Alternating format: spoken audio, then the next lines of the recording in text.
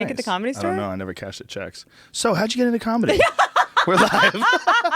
We are live. Real answer, bad childhood. Oh, Next that's everybody's question. real answer. Yeah. If you didn't get into that for that reason, you probably have a shitty act. Yeah, that is so true. Because unless you weren't seen as a child or heard as a child and had this like insatiable need to be seen and heard and understood, it's definitely a deficit. You can't be funny. Dude, what the fuck were you doing in Vietnam? Because this is one of the reasons I didn't want to talk to you about this before that. I didn't want to see you before this. I just wanted to get you in, and I'm glad we didn't talk about it before.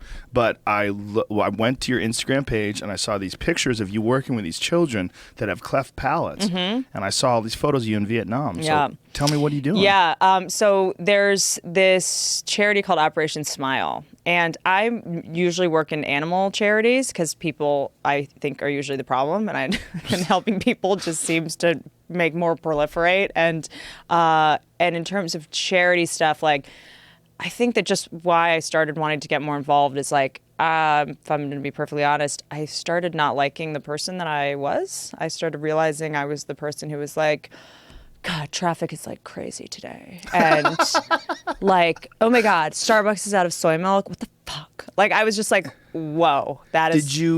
What made you feel like you were going to a place that you didn't like or becoming a person you didn't like? I think it's like, doing like working with animals and like, going to sort of parts of town that I wouldn't normally go to rescue animals and dogs. You start going like, oh, there's a real world outside this Truman Show that we live in of the fake sets and the fake this and the fake people and the fake, makeup and the fake clothes and everything. And I was just like, oh, like that. I live in a funhouse, sometimes when you're in this business. I mean, stand up keeps me, grounded. A real person. Is it TV shows that get you? I think it's TV shows. I think it's writing fake scripts about fake people and fake lots and fake houses and, fake edit bays. And, I just was like really concerned about, and knowing way more than I do, but what I do know about neurology is that our brains acclimate to whatever environment we're in. And I was like, if I'm in this environment all the time, my brain is just going to start acclimating accordingly, right? Yeah. So it's like, I find it in little ways, like, if I have a small purse, I only need a small purse. If I wear a big purse, all of a sudden I filled it up with shit. It's like you kind of acclimate to what you have. And so I was like, I don't like the things that come out of my mouth. I don't like my inner monologue. I don't like the fact that I get annoyed when, my nonsense. Uber's, not on fucking time. Like I was like, so I kind of wanted to get some perspective and like really get out there and not just like give money for my own selfish like guilt shit. Like, oh, I'm just going to give money. Right. And so I went to Vietnam for 2 weeks and did this. I went to Tokyo for a couple of days before then, which was actually really interesting. And went and got to, watch the surgeries. And it was also cool because I don't know if you are at this, ever went through this, but I think I got sick of myself.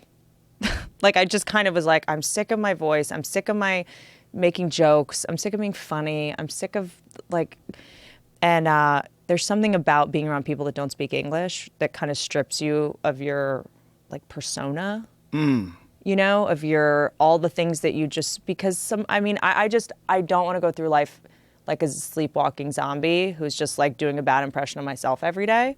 Right. Because it's so easy to do. And I felt like life was a little bit Groundhog Day, but get up, work out, jokes, bits, insecure, and I got a little bit sick of that rhythm. And I was like, there's got to be something more deeper. And, we're seekers. And I was like thinking about my next special and the next thing I'm going to write. And I was like, I don't want to just, and I felt like my brain had this, there was like patterns and rhythms that I was like, I keep going to the same place for, creatively. And I was like, I want to go to a different place entirely. So I got to like challenge my brain and throw some new shit at it.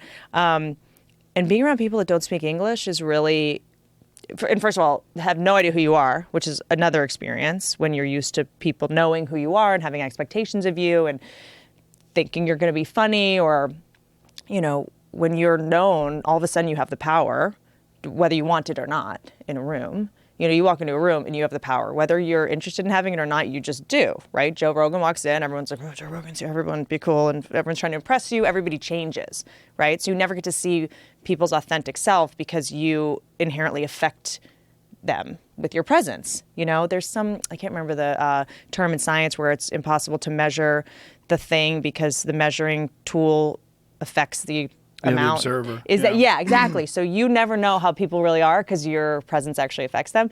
But if they've never heard of you, which in Vietnam, no one had ever heard of me, not a lot of fans over there. And so you're just like, you know, you can't rely on any of that shit that we've become used to relying on. And talking to people that don't speak English, all of a sudden you're like, oh, I can't use all my go-to strategies, charm, manipulation, jokes. Like, no one cares. And so it was really pretty cool. Vietnam in general, we'll talk about. I'm sure you have your thoughts on Asia. Mine, I think, are kind of probably going to be polarizing and get me in trouble because I think it's a fucking mess over there.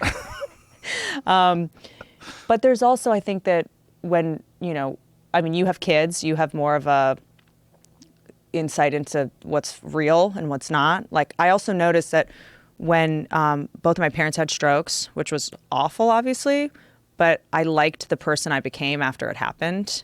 Like, I was like, all of a sudden, when something tragic happens to you, things become clear, your priorities become clear. If someone asks you to go to lunch that you don't want to hang out with, you say no. You're not like, sure, I guess I'll swing. Like, you're just, everything becomes very black and white. Do I want to do this? Do I not? Is this an effective use of my time? Is this not? So I was like, oh, if I just expose myself to a little bit more, not tragedy, but maybe, you know, and stop hanging out with a bunch of people with fake problems and hang out or surround myself with real problems, then maybe I'll stop thinking I have a bunch of problems that I don't really have. I always love talking to you because you're probably one of the most ruthlessly introspective people I know. Really? Yeah. You don't think you are? You're pretty brutally introspective. I thank you. I don't want to be a zombie. Most people are just sleepwalking through life. And that does not interest me. Have you had very many psychedelic experiences? You know what? I haven't. And I was going to do ayahuasca last year, but I had been on antidepressants. Ooh. And I only went on them. It's such a bummer. And I actually want to talk about this in my next special because they were given to me because I was having trouble sleeping. I had insomnia, which I recently learned about how insomnia sort of came about, and it's actually really important. And I wish that there were doctors out there who studied shit like that. Like, insomnia, usually people who are insomniacs, fucking thousands of years ago, people in the tribes, like tribal life before streetlights and alarm systems, there were people who were responsible for staying up while everybody else slept. They were like called the night watchers, basically. And night watchers would breed with night watchers. And essentially So you're a night watcher? I could be. That could be because, you know, there's some people who are like, I just can't fall asleep till 3 a.m. You know who never says that? Who? Farmers. Farmers never People say that. who actually fucking work. That's so true. Dudes who dig holes all day, they sleep like babies. Everybody I know, the most unemployed people, they're like, oh, I cannot sleep. It's like, yeah, because you haven't done one fucking thing. Yeah, fucking go work out, so bitch. true. Well, go yeah, do you deadlifts. have 3 kids. I feel like my insomnia is going to go or something. I feel like as soon as I have kids or something, my insomnia will. It'll probably still stay there. Really? Yeah. Oh, I guess I'll be a mother, so I'll never sleep again. That's an issue. Yeah. But it's also it's a mental loop thing. Like, Yeah. if you go to bed and you have a mental loop, you're like, oh, I got to get this. I got to fucking get my shit together. I really have to do this. I really got to start this diet. I really got to start this journal. There's a book that I need to write. I know I need to write it. I need to fucking start. Should I get out of bed right now and start writing it? And then that loop will fuck with you and keep you up, especially someone like you who's so hyper ambitious. You always have like 15 different irons in the fire, and you've got a fucking fireplace bellows, and you're stoking that, and you're on the phone at the same time. Yeah. We'll do that. We'll definitely do that. Like, you've almost got like too many points of focus where I imagine that your brain getting down to a neutral point, it probably has a very difficult time. Yeah, and I've also done a couple things, you know, but also our brains are not designed to see the amount of light that we see. Like, like the screens in our phone, like our brain produces cortisol when they see it. It's like, wake up. Our brain like thinks our phone is the sun, basically. Yeah, it's like, true. wake up. Have you seen the new feature on iPhones where it turns it down at 10 p.m.? You could set it. No, but mine times? is now in black and white. Oh shit! This bitch is going back to Technicolor. She's going back to the 50s. I'm tired. You turn your phone black and white. A fucking typewriter. What if someone sends you a picture? Then it's it's gonna be very artsy. How did you give me that? Artful. Let me see your phone. I turned it black and white because. How did you do that? I didn't even know that was a setting. Yeah, it's Look a at setting. This, folks. Yeah. It's so because the colors in your phone trigger a bunch of chemicals to be released in your brain that actually activate you. This is so ironic. You have a flower as your backdrop. A flower it's a black and white that flower. You can't see what the fuck it looks like. It's basically a George O'Keeffe. I mean, or who? Ansel Adams. Is that the vagina lady? The big, That's that's an octopus vagina, actually, that flower. But yeah, I'm super into just if you understand how the brain works, you can usually hack it a little bit. So it's like when you look at your phone. So my phone, I used to be so addicted to it. Now I just have no interest in it. Because it's black and white? Yeah, it's just like it's not giving me the dopamine and the chemicals that, Really? Yeah, colors do. What? Yeah, color. So turning your phone black and white makes it less attractive to you? Yes, less addictive. Whoa. Yes, because I'm like, phone. And a lot of it is just the colors. It's just like, cortisol, adrenaline. Red produces adrenaline, cortisol, dopamine. And then I'm just like, ugh, it's so... So what is the setting? How do you change it to black and white? Okay, you go to, I'll tell you. Hold on. I'll never do it, by the way. Yeah, why not try it? Try it for a day. Because I have a little thing called discipline. This is what I like to do. Don't. See that phone? This is what I do. Oh, God. I go like that. I just want to have sex with it now. And then I do that. Can't do it. And then I walk away from that fucker. No, can't do it. Listen, it's not easy, and I've learned how to do it.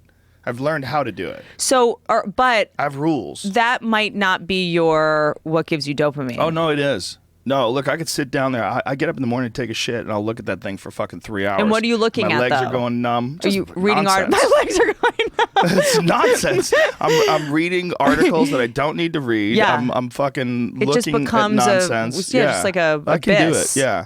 But what I do now is if I do it, I look at the important stuff. I'll go over, do I have any work emails that are pertinent? Yeah. I'll check my work email. Yeah. Look at this, look at that, look at that, nothing to deal with. Do I have any text messages that I need to deal with? Yeah. Look at that, nothing to deal with. Yeah. Shut it off, put it away, walk away. You and I, though, might have a different idea of what I need to deal with and what I don't. I sometimes, get sucked into stuff that's completely unnecessary and frivolous. But that's also an addiction. And I'm texting about a fucking baby shower that I'm not even going to. And I'm just like, what am I doing? No.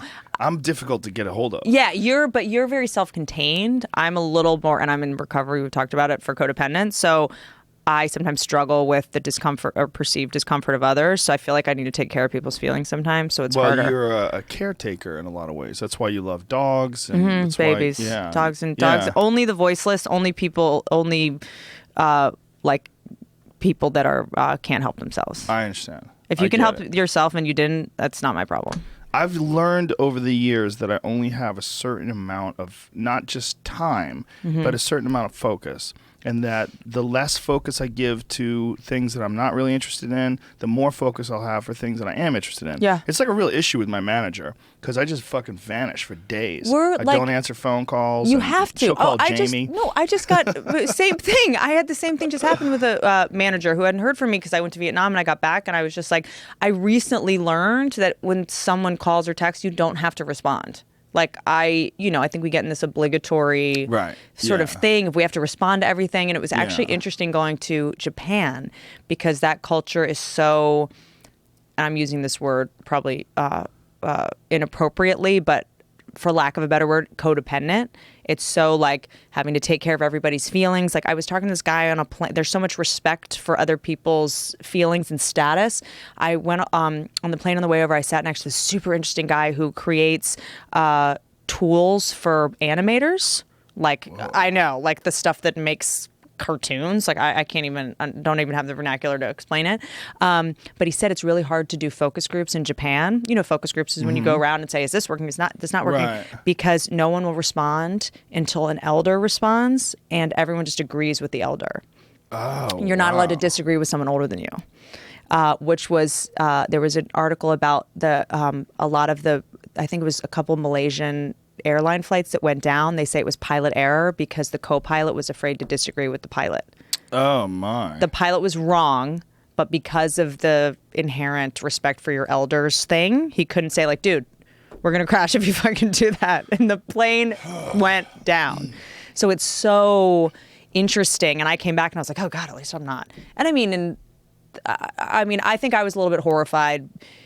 Not horrified, not the good word, the right word, saddened by this culture of like shame over there. We have it in different ways, but it's like if you disgrace your family, you just jump off a building. I mean, it's just, And there's seppuku. So many people were jumping in front of trains that the only way they could get them to stop jumping in front of trains when they shamed their family was saying, if people jump in front of trains, we're going to bill your family for the cleanup. So that got them to stop because they were like, oh, I don't want my family to have to get this bill because that will disgrace them even more. So they had to use their shame against them as a way to get them to stop committing suicide. I mean, in China, Apple had to put nets around the building. Yeah. So many people were jumping off it. Well, that's a real issue in and unto itself because Apple's paying these people and they're living in this building. And they're paying them dog shit. I mean, they don't have these factories over in China because it's an awesome place to build phones. They have these factories over there because they could pay people virtually nothing and have them work all day. China, I've been to China before, just in general, like, and I don't want to come from a judgy place because we obviously have our problems in the States, but it was just I feel like when I went over there, everyone was like, God, you're just going to love it. Like how everyone's like, India's amazing. It's like, it's really poor. And people die of like dysentery and malaria. Yeah, and there's baby girls have their heads smashed on rocks because of the dowry system. I mean, it's like there's I feel like there's this. Is that real? Yeah, there's a documentary on I guess iTunes. It's about infanticide in China and India because of the dowry system. So basically to have a child is a fortune. To have a female because you have to pay someone to marry her. She can't work at your dad's family and she's basically just like a financial drain. Which is just terrifying. So that goes on in China still. What terrifies me is that that's probably an ancient way of thinking and behaving. Mm-hmm. So, like, we look at today and we look at this world that we live in today, and obviously we have a lot of issues with equality, and we have a lot of issues with racism, we have a lot of issues with homophobia, but whatever issues we have are nothing compared to the echoes of our past. And when you look at something like that... And when, there are hate crimes, that's an individual person against an individual person. Right. That's not like a socially accepted thing. It's not like the Nazis. I'm not endorsing hate crimes, but if, someone beats up a gay guy, most people think it was bad that he did that and they go to jail. But it's one person who's fucked up, not an entire country that's like, yeah, that was a good idea. Yeah, it's like the last echoes. It's like the last reverberations. And not that our way is better. I'm not saying you guys have to become America, but it was just a little bit like, oh, this is like... Well, I like the fact that they're not America. I like that there's all these different cultures because I think it's fascinating that there's different parts of the world where people have figured out a different way to behave and they follow this different pattern. They've carved this groove and all the young people follow into this groove, give or take. And I think that's amazing. I mean, when you look at different parts of the world and you experience their culture or you look at how they're behaving and how they dress and how they speak and how they live their lives and their traditions. It is absolutely fascinating, these patterns of repeatable behavior. These repeating patterns that exist all over the world and that they're so different. They're different in Thailand and then they are in Germany. Totally. And different parts of the world are associated with like having more humor or less humor or more, more discipline or more artistic freedom. It's weird. So, and then, I mean, I always forget how young of a country we are. I mean, we are a minute old compared to a lot of these countries, So they have thousands of years of history that we don't have. But it's like, how can you hold on to the really cool traditions and patterns and then release the more backwards ones and evolve and grow, It's like, it's just wild. I mean, in Vietnam, it's like, everyone's like, Vietnam is so beautiful. You're going to love it. And I was like, yeah, it's definitely beautiful, but I see poverty and air that no one can breathe. Everyone's wearing masks because they can't inhale. There's no emissions regulations. Everyone's on, I was like, oh, right, white trust fund kids, or like Vietnam's beautiful. And they say that because they can come back to Williamsburg, Brooklyn, or whatever. That's the thing, that white people love talking about brown people being amazing. It's like, look, I don't, you're not a better person because you think Vietnam's amazing. It's amazing. Just admit that we need to, I mean, I know we fucked it up.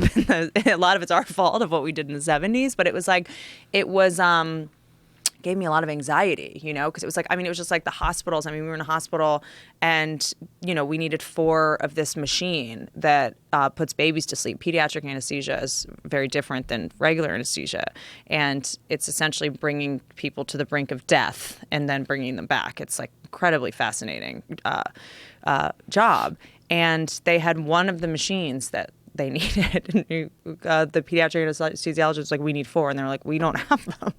We just don't have them in this country. We just can't do surgery on babies. It's just not in our purview. It's not in our, so back to the, the kids come in with cleft palates and cleft lips, which the baby is essentially, they have trouble breastfeeding. It's, cleft palate's just, just kind of this opening here and a separation. What causes that? Malnutrition. In the womb? Yep. Exposure to genetics. Exposure to pollution. I'm sure all that napalm we dropped in the 70s didn't really help. But yeah, and in America, it still happens, but it's handled right away. It's handled, it comes out 3 months later, it's fixed, no big deal.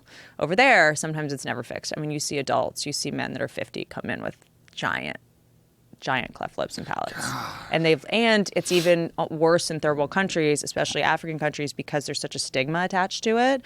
Not only is it, in our brains to go like, he's different than me and ostracize or stigmatize someone, but a lot of more religious countries think you're the devil, or you're, you can't get a job, you're, completely sequestered, you're thrown out of your family, and, and I think, and this is going to sound super corny, but I guess for me, I connected so much to, maybe it's because, we're comedians. I was like, look, it's one thing to grow up in a third world country. It's another thing to deal with poverty and stress. But if you can't smile, like the only real medicine we have, everybody has universal medicine of like laughing and smiling. It's how we connect to people. That's fucked. Like, that was frustrating. And it's so easy to fix. That's the other thing that's like frustrating, is it takes like 30 minutes. Look at Joaquin Phoenix. Isn't it That's weird? a cleft. Yeah, he has a cleft lip, I think. That Stacy Keach. Isn't it weird that Joaquin Phoenix got it? He's like a white guy. It can be genetic. In but also America has its history with fucked up shit. We're by no means squeaky clean. we're exposed to a lot of fucked up shit. But we are the best, right? We are the best. Yeah, exactly. America. Yeah. Fuck yeah. America. You'll like this. We talked about this last time. Just sort of like how we essentially always had to drink alcohol before we had potable water. Like people were just, Well, that's why people drank wine out of those flasks they carried around. Totally. To keep from getting traveler's disease from water. That's what they would call it. Yeah, so it's completely. I wonder why people were such assholes. They were just hammered. Everyone was hammered all the time. Actually, when you think about it, it's a miracle that someone. Ford built a car. Like, it's like, if you were sober, you got to be like Rockefeller. Yeah. Like, I feel like the couple people who were sober just basically became like the biggest. Sober people who drank coffee. That's it. Took over the world. That's it. Literally took over the world. Because, everybody was shit-faced. Yeah. But yeah, so it's crazy. Have you ever seen a surgery? You would love it. I've never been in the room. I've had a bunch of surgeries, Yeah. but I've never been in the room. I've had 1, 2, 3. What are they? 4. Joints? Yeah, mostly joints. Mostly for your... Mostly joints. My nose reconstructed. I have had my knees done. Thank you. Well, it was internal more than external. Like I would never know. External, it's still fucked up. It's all broken up in here. It's like there's all these sharp edges underneath the skin. Ooh. It would break open pretty easy. Because is it cartilage just on the end and then bone up here? Yeah, this is all cartilage. This stuff is all pretty much intact, but it's the inside of my nose that was all smashed, and so it was all closed off. I didn't have any breathing out of my nose. Oh, no. Until I was like 39. And you're like, yeah. This is how people live? My whole life, I couldn't breathe out of my nose. No bullshit. I fell down a flight of stairs when I was 5, and I broke my nose pretty bad when I was 5. A cement flight of stairs. I smashed my nose. We're going to get you an Operation Smile. Yeah, well, it wasn't, just, my parents just like, he's alive. Leave him alone. Like, there was no doctor trips. I broke my arm. My mother didn't even believe me. I had to lift it up, and it was like up and down. It was so broken. And then she's like, she's like, stop breakdancing. Yeah. It's just, back then it was just a different world. Like people were basically like monkeys. My parents were like monkeys. They're like monkey people. Now they didn't have the internet. Don't touch that. Don't touch that. Well, they understand things now. Yeah, but I think there's a little bit of a pendulum swing to the other way. Right. Helicopter parents. Yeah. There was, I was reading this thing about how this designer who's making more dangerous jungle gyms for kids because they've gotten too safe. So my daughter broke her arm at a jungle gym. Yeah, you should call this person then. And they're not safe. Yeah. Like jungle gyms are just or not something safe. More challenging or something. Like I don't remember, like it was something about the real problem with jungle gyms is you need to understand what your capabilities are, and the only way to find that out is to fall. Yeah, and if you're falling on these metal bars, you could fucking die. Yes. Like kids that break their arm easily could break their neck. Kids don't die all the time. Oh, they do. No, they do. Kids die all the time. When you have kids, you sort of pay attention to that kind of shit, and you realize, like, oh, kids fall on their head and die. Like, it happens all the time. If you're not paying attention, and kids they don't understand boundaries and limitations. They don't How do understand you, the though, physical as a parent, or because I'm obsessed with this, because I'm already, like, I'm not close to having a child. I froze my eggs. So if anyone wants to send some sperm, Jamie, now that I'm learning about your that's why I'm asking, where are you from? Okay, where are you from? Slovenia? Indian? Jamie will come in a cup for you. I'm really just like trying to ascertain everyone's like DNA and how strong it is. Is that I just read a book called The Continuum Concept, which is like a parenting thing about like babies. They can be held by anyone. It doesn't have to be their mom necessarily, but babies should always just be being held. And like sort of we're designed to, men and women kind of weren't supposed to live together. Like we're supposed to kind of fuck and then you go off and then all the women live together and help raise all the kids. So there was something interesting in that because in the first 3 years, a child's ability to believe in their own faculties, essentially, to trust other people and to feel like they are heard and seen depends on how much eye contact and physical touch they get. Wow. Yeah, because basically touching is going like, I see you, you're here, and the less touch and eye contact they get, the more invisible they feel and the more dangerous they feel the world is for them. Whoa. Yeah, and there's this great, you'll love this, John Bowlby's theory of attachment, like when babies crawl, it's the same as bonobo apes, is they'll crawl a foot and then they'll look back and see if Dad's still looking at me. He is. I'm going to crawl another foot. He's still there, right? Yeah. Babies turn around and check in. And then if on the fourth foot I turn around and Dad is looking at his phone, I go, that's as far as I can go.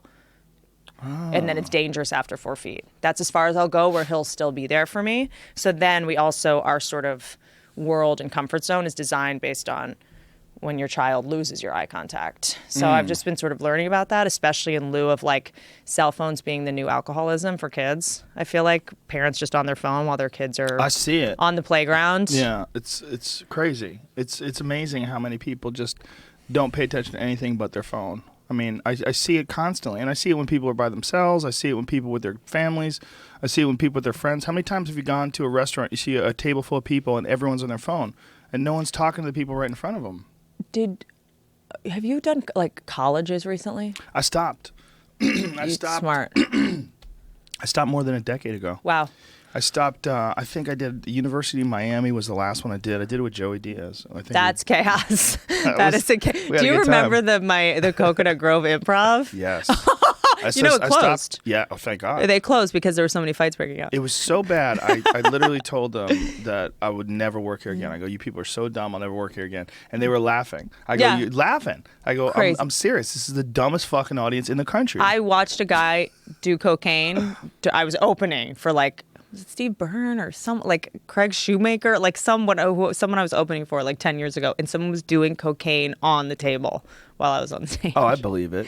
Yeah. What happened with that place is they started giving away free tickets, and when you give away free tickets, you fuck yourself. Always. Those are bad. When you paper the room, you get terrible audiences. So, for a while, I was trying to give free tickets to people who couldn't afford them. So I'd always say my comps, like I'd have 10 comps in like the middle of nowhere. This actually happened in La Jolla. And I would tweet out like, hey, so if you can't afford to come to the show, send me an email, tell me why, and I'll get you tickets. And I would check it myself, the Whitney at Whitney, some email. And one time this guy emails me, just a testament to exactly, give an inch, take a mile. And he emails me and gives me this long story. He's a vet. He's in a wheelchair. He can't drive down. He's going to have to get a cab, and he can't afford to come. And, the health insurance, the vet health insurance is a joke, and all this whole thing. And I was like, such a no-brainer. I was like, yep, you got it. 2 tickets. Can't wait. And literally he started the email with like, this probably isn't even you. So Whitney's assistant, and no problem. And I'm such a big fan, and da-da-da. I write back, 2 tickets, all set. I don't hear back from him at all. I'm not checking it again. Right before the show, I'm looking through my emails. It's 7:45. The show's at 8. I get an email back from him. Hey, babe. Hey, babe. I'm running a little late. And where do I park? Oh, my God. It went from total awe and respect and adulation. You're probably not even going to check this. And I'm sure this will never happen to I became his assistant. It's a microcosm of a relationship. He was courting you, yeah. and then he got you, me and was just uninterested. After he fucked you, he stopped calling you? Yeah. Literally.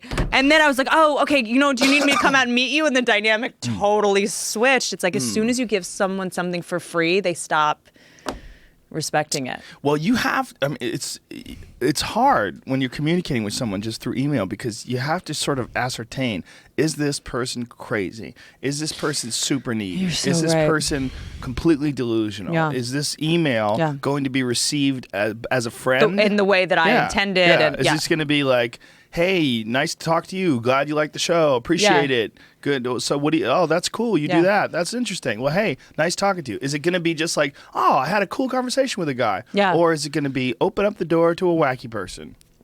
Now the wacky person has Whitney Cummings' email. He still emails all the time. Hey, let me know next time you're in town. I mean, it's and he behaves as if I'm doing him a favor. Oh, I also had a great heckler, a guy that I got front row seats and paid for everything, started heckling me. Oh my It's God. always the people you comp tickets for. This was at La Jolla. La Jolla is always, it's very Sketchville. It's such Sketchville. There's no fucking, all the security guards are open micers. Yeah. Who are 21, bless their hearts. They're stoned out of their fucking minds. Yep. It's so unsafe. And there's a lot of tension down there. I don't know if it's because there's the navies down there or there's a lot of military. Is that it? There's a lot of money. There's a lot of entitlement. Yeah. It's a beautiful area. But for some reason, La Jolla is always, I don't know. There's always a fight. There's always a fucking girl who's like, fuck you. A couple breaks up. I'm like, what the fuck is happening?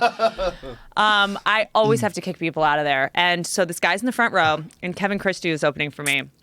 And Kevin's very incisive. He's very, he's this comic, him. He's kind of quiet and doesn't speak a lot. But when he does, it's just the truth. He's just so real like that.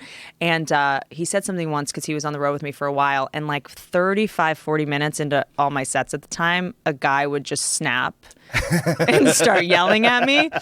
And he's like, I think what happens is they're loving it. Funny, female comedian, funny, it's funny. But 40 minutes in, you just become their wife or the girl that wouldn't fuck them or their mother or something. And they just see you. It's all of a sudden you just become a woman who's yelling at them and they're not allowed to talk back.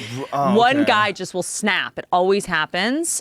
And I had one guy storm the stage at me once and be like, who the fuck do you think you are? What? I was and it didn't feel like it was about me at all. It felt like a very old wound. I was you're doing the soul. I am. Was a very dark, sad, and because I could tell right away this has nothing to do with me. And do you remember what you were talking about? Well, I'll tell you. I do remember what this one guy in the front row that I comped was. He's sitting in the front. And I was and I did this joke. This was my first special. I was getting ready for my first special. I did this joke about how every guy somewhere in his house or apartment or whatever has a jar of coins or a bowl of coins, where you guys put your change. It's a change jar bowl. Right. You're rich. You probably just have a, fucking. I throw change away. That's amazing. I don't need that stuff. I think it's trash. Just give it to my kids. Right in the trash. They throw it away. That's right.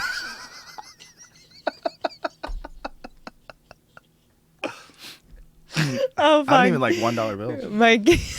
No, that's so true. That's amazing. So, do you remember? I mean, there was a point in your life where I'm sure you had one. Oh yeah, no, I've rolled pennies up to make dinner. Yeah, guys have their change jar, and so I said it, and it was like whatever, and then the guy went from like laughing, and then as soon as I said that joke, he just looked at me and he went, "That's so we can pay for your shit." Whoa. I was like, uh-oh. And from then on out, it was just like everything I said. He'd be like, well, that's because fucking you did it. And that's because if you didn't fucking spend so much money. So he's heckling. He's in the front row alone. And you know alone by himself? Alone by himself. Oh, that's not good. And you know that moment where someone's heckling and you're like, if only I can hear them, I'll keep going. But if the audience can hear them, I have to do something. Yeah. So I finally he had to go. But at the La Jolla Comedy Store, there's like a window into the street. So he went outside and just stood in the window and stared at me for the rest of the performance. Jesus Christ. And I just remember he was just standing there.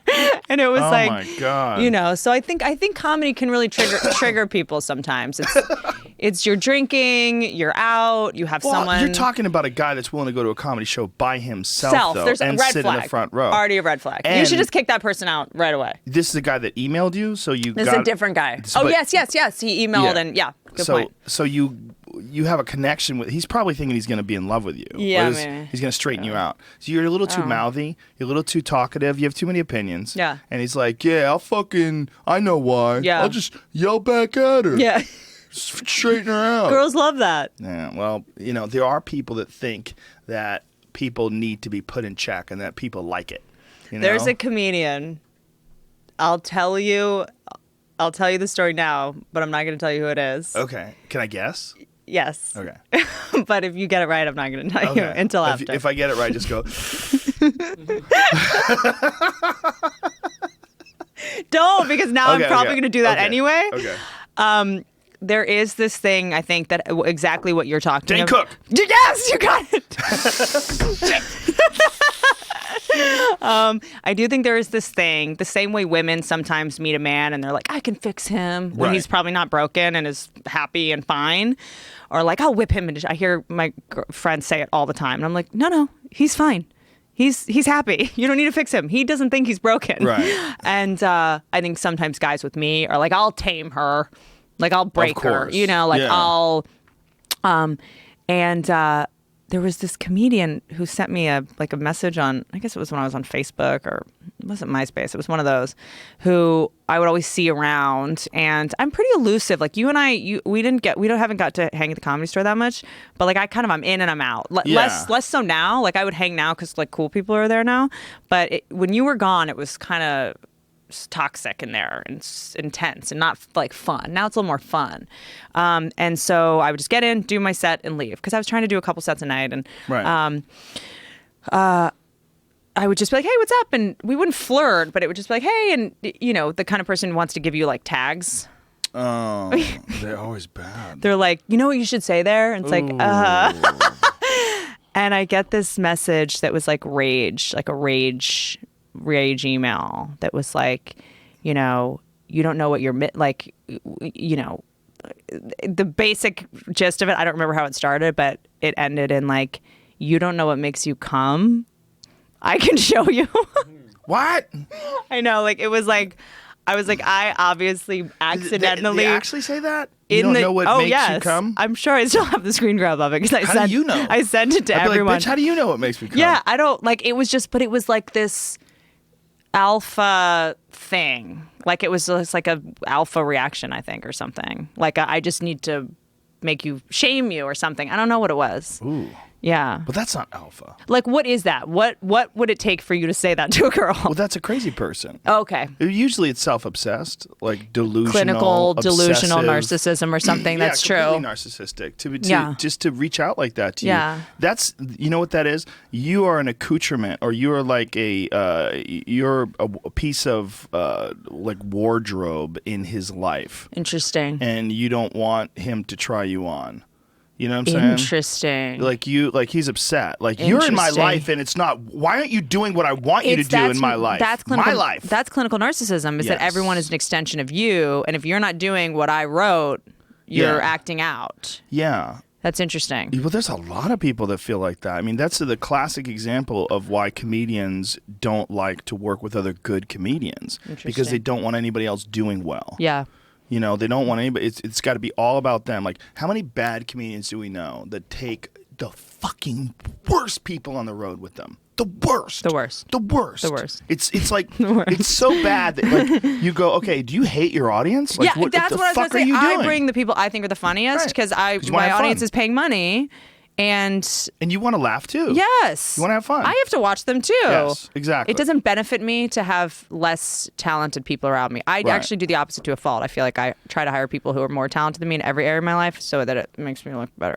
Well, that's, again, you're weirdly introspective in that way. But there's a lot of people that get into comedy because of all the scars of their childhood, like we were talking about, and they don't heal those things. Instead, they just find workarounds. Yeah. They find a way where they can sort of express themselves, and so it's almost like, see, I told you, I showed the world. Like, they never come to a neutral point. Yeah. They never get over their childhood where they go, oh, okay, well, what am I doing? Is there a benefit to what I'm doing here? Yeah. Should I just stop? If I'm healthy now, should I just stop what I'm doing? Or should I use what I'm doing and just enjoy it and have a good time? And then, realize that I probably got here because of an unhealthy obsession or because of a bad childhood or whatever. But now that I'm kind of moving past that, maybe I could use this position to just have some fun. Yeah, and exactly what you're saying. Like, you just made it so clear to me what I was not being clear about in the beginning of like if you bring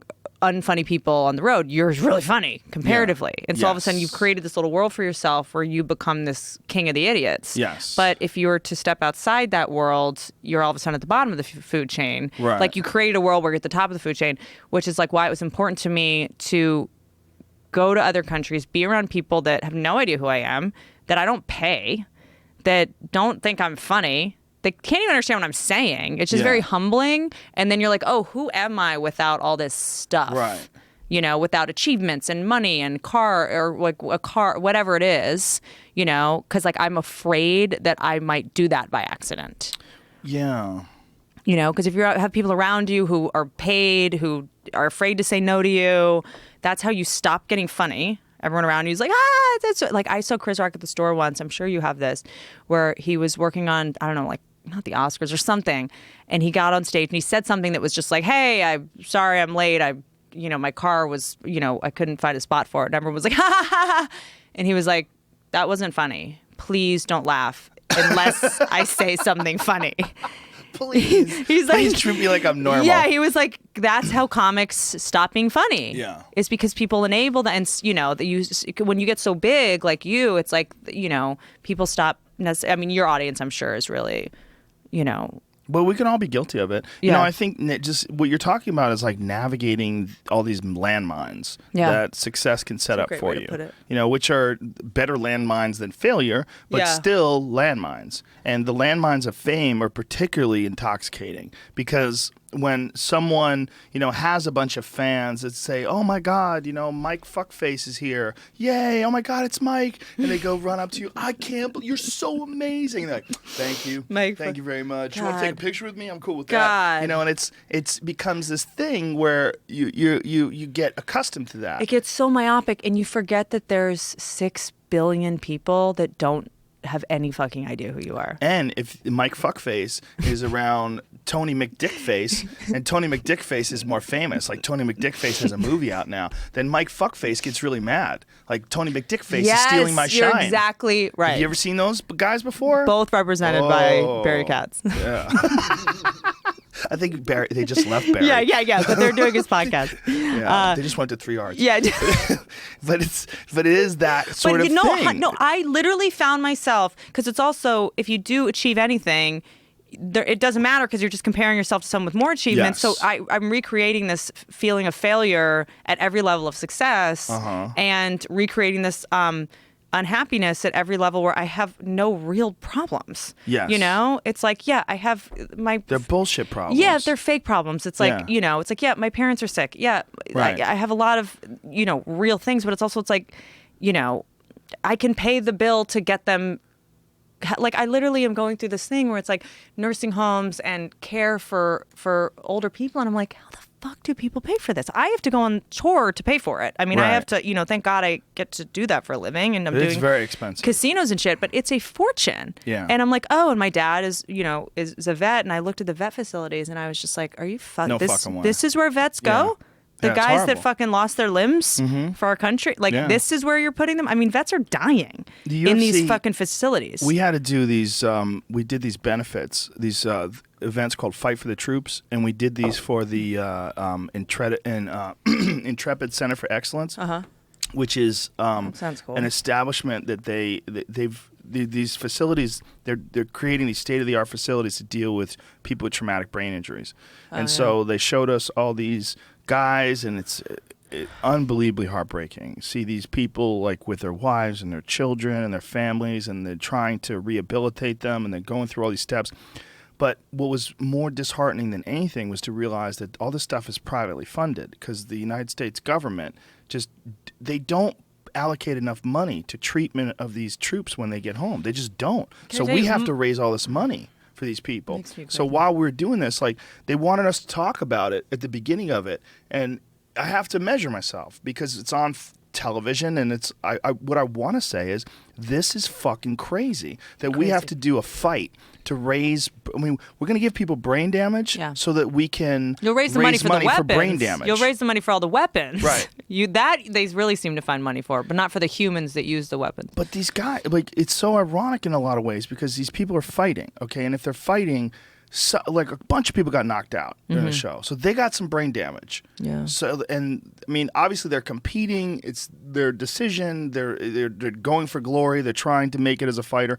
But the end result is they're getting pounded on so that we can make money. It's crazy. So they could help people who have brain damage. That is the most Chinese finger trap. Oh my god! Of a fucking concept. It's like the amount of brain damage you get from MMA is so minuscule compared to an IED. Yeah. But it's also, why the fuck do we not set money aside for this? Why? How could there be find out what every congressman gets. Find out what every senator gets. Yeah. Chop a chunk of that shit out and send it to the Intrepid Center. I mean, there's got to be a way that there's got to be some fucking red tape and bureaucracy that you can cut, and you could send some of that money to help take care of these people that you're forcing to go overseas and fight these battles.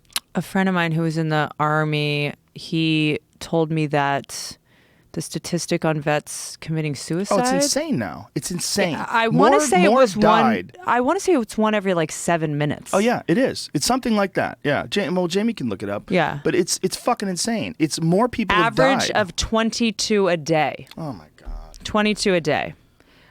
In 2012, more U.S. soldiers committed suicide than were killed in combat. Yeah. Yeah. I mean, it's like, what do you? I mean, it's just, it's too crazy, and and then I'm like, oh god, where's my soy milk? I'm amazed it's only 22 a day. I thought it was. Yeah, I know. I thought it was one every like 7 minutes or something, but that's an average. Maybe it is some days. I don't know. Man. I don't like throwing statistics around unless I know what I'm talking about. I know too many people that have served. I just know too many. I know too much of it. I've talked to too many guys, and I've talked to too many people that. You know, the reality of it is so bleak. And also, from what the little I know about it, is that, and then the drone guys is a real nightmare because there's all this, normally when you are in combat and you come back, you do is it called a neutralization period? Like you go to Germany or for like 5 days and like they chill you out before you go back to your family and kids after you've just been in combat. Right. But these drone guys, not only is the technology so advanced that they're seeing all these women and children, they're not in the fog of war, right? They don't just see like threat, because when you are getting shot at, a kid might as well be a guy with a gun. So these guys are seeing these people getting shot super close up. They're seeing their own guys get shot. Like they're seeing it, and then they go upstairs to their wife and kids, and there's just no period for their brains to acclimate to it. And there's a serious atrophy of drone pilots, and they're just raise the wages of it so that it'll attract more because so few people want to do it. Really? Yeah. Doing it in your basement like a video game just is actually even more traumatic, oddly. But also the suicide rate, apparently it's even worse among the soldiers that didn't kill anyone because they have guilt and shame about it. Whoa. Yeah. Well, from what I've talked to with guys that were in the SEALs or Rangers, special operatives guys, is that those guys have way less issues. SEALs and Rangers, okay. Because first of all, mentally, they're going to be the most durable. Yeah. It's never the strongest guys. It's always the most, yeah. Well, those guys, durable. They're mentally more durable. They have a better understanding. They have way deeper and more intense camaraderie than the average person does. And then on top of that, they're proactive. They're the ones who are hunting down bad guys. Yes. They're not waiting for people to attack them. They're going after them. Oh, so interesting. it's a totally different kind of thing. Like if they plot a mission and they're going to go fuck somebody up, like they're hunting. They're not being hunted. Interesting. And when you're being hunted, you wake up and you're hearing things. That's where the stress comes from. Dude, I wanted to send you this, but you probably already read it. It's called Sapiens, I think. And it's about anxiety. And is that the book you texted me? No, that was a day? different one. I realized I had been texting you too many books. And that's all right. Keep it coming. It's like, keep it coming. Yeah, it's like Kindles can fill a lot. Yeah, I was gonna say most girls send naked photos, nude pics. I send science books. It's like no wonder I'm fucking alone. And it's about anxiety, and everyone's like, I have anxiety, and it's like anxiety is actually, it talks about sort of the origin of it, and it's two-pronged. One is because I had a lot of shame about anxiety too, and anxiety. Shame about anxiety? Shame about it. Like, so? Why am I anxious? It's like we're actually supposed to be anxious, just by the laws of survival of the fittest. The fittest were the ones that were anxious. Thousands of years ago, the anxious, hypervigilant people were the ones that were like, "Oh, there's a fucking tiger, we should move," and the ones that didn't have anxiety just got eaten alive. Right? Well, then you're definitely one of the watchers. Yeah, I think I'm definitely. You got anxiety. I think I'm a watcher. You can't sleep. I know. You're up at night. That's why we've got weed. And you're also a stand-up comedian, so you live a nightlife. Yeah, I have adrenaline. People who grew up in hectic homes, who produced adrenaline young, usually have an adrenaline addiction. Oh, I definitely have that. Yeah, because your body's producing so much adrenaline. I have it's a huge problem. You with must. That. Oh, huge. Also, to your point just now, is there was this, I never thought. Of course, I hadn't thought about it. I'm not smart enough to, but I have never known that humans are not designed to be at the top of the food chain. We're only at the top of the food chain because we have weapons. And the reason we have weapons is because we had really large brains, which was actually not helpful at all. It's really inefficient and uneconomical for energy because I guess our brains burn like 25 or 30% of our calories or something. So chimpanzees and apes had smaller brains. They were able to climb trees and avoid threats. Like a big brain is like a disaster, except that we invented tools. So we sort of, not based on merit, we superficially, once we invented tools, jumped to the top of the food chain, but we don't deserve to be there because without weapons, a lot of species would kill us. Yeah, but we can figure out weapons, so of course we deserve to be there. Totally, but as soon as the weapons are gone, we're vulnerable. So if we're vulnerable to animals. Yes, to a lot of, because we're not truly at the top of the food chain. We only are at the top of the food chain if we have a weapon. Yeah, but we have there's weapons, that anxiety. So we're at the top of the food chain. That's like a turtle without a shell is vulnerable. But the second you drop your weapon, you're in the middle of the food chain. Don't drop it, bitch. So I'm not as fucking. That's the whole I'm not as agile as you. You keep the fucking weapon. That's how you stay alive. That's like 101. But that's the anxiety of hold the fucking weapon. Yes. Don't drop it. And keep your shit together. Yeah, and keep on fucking high alert. Because the second, if your back is to a lion and the weapon's pointing this way, you're still gonna die. Yes. You know? The lions are problematic even if you have a weapon. It's like they eat bullets for fucking breakfast. So there's a balance of animal sizes. The second you run out of bullets, it's over. Well, when you think about what made a human, it's really fascinating because it becomes like what came first, the chicken or the egg? Yeah. Like what were we like when we were Australopithecus? They have these depictions of us and what we looked like all hairy and with fucking sloped foreheads and shit. And we were pretty close to people, but not really people. And when you really look at the fossil record, what they understand at least, we're only talking about this kind of person like you and I for a couple 100,000 years. Yeah. That's so recent. So recent. It's so weird. I have an extra bone in my foot. What? Yeah. I have. What's your foot doing? I had this. My feet are webbed. Is that a turnoff? for all those foot fetishes. I'm your socks on. You know what's so funny is that I'm wearing flip flops today. It's a real power move. There's like. Do you really have web feet? No, I don't. I'm joking. Oh, I want to see. I've never seen that. There before. are these foot fetishes. Hi guys. There's foot fetishists out there, and like if you Google me, I think Whitney Cummings' feet is like the second or third one, which I mean, that's for most people in the public eye. Like feet is always like two. Like Google Charlize Theron. Don't do it. And just see what they come up, Right. So I'm really afraid that if I admit this, although I'm going to lose my foot fetish demo. But I had this pain in my foot, and I think we're probably a little bit similar. You much more so, but I have a pretty high tolerance for pain. You just learn it. I didn't go to doctors growing up. It's just like, suck it up. That's what I caught on fire. I went to school. Like that's basically like how my family was. You just suck it up and you man up. So I had this pain in my foot, or like my big toe and then my like third toe, like once every 2 weeks, like real bad. And it would be like just a stabbing, awful pain. But I just was like, oh, that's my foot. Like once every 2 weeks, my foot has like a spasm, and it lasts for like, I don't know, like 2 minutes, and then I get through it.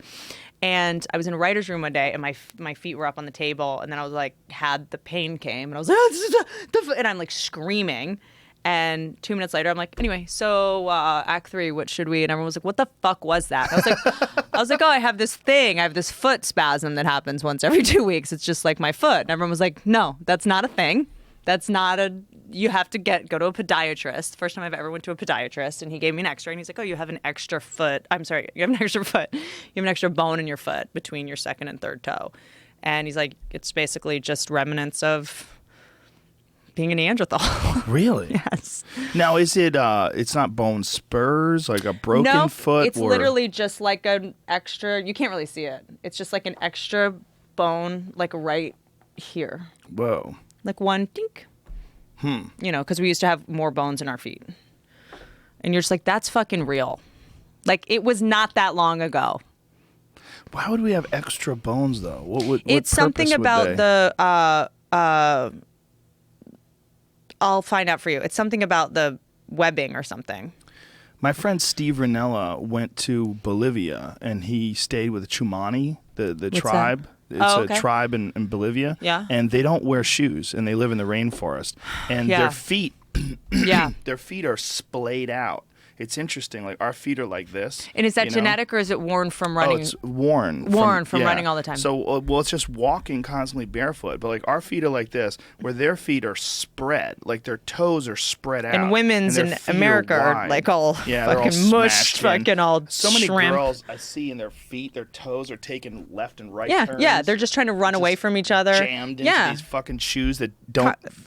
they're not shaped like a foot. Cocktail shrimp. Whose fucking feet are shaped like that? Asian bound not geisha. Even. That's like, they have to do it, right? It's but crazy. These Chumani people, Ranella was there, and he was walking through the woods with these people, and he was like, this is incredible, because they've never had shoes. They don't have any shoes. And if you give them shoes, they try them on. They're like, what the fuck is this? This is crazy, yeah. And they throw it aside. And they have these thick soles of their feet. Sure. From just constantly. But again, that's exactly, like you keep saying, my goal. Like, we acclimate to where we are. So I want to have the thick sole in my personality. You know what I mean?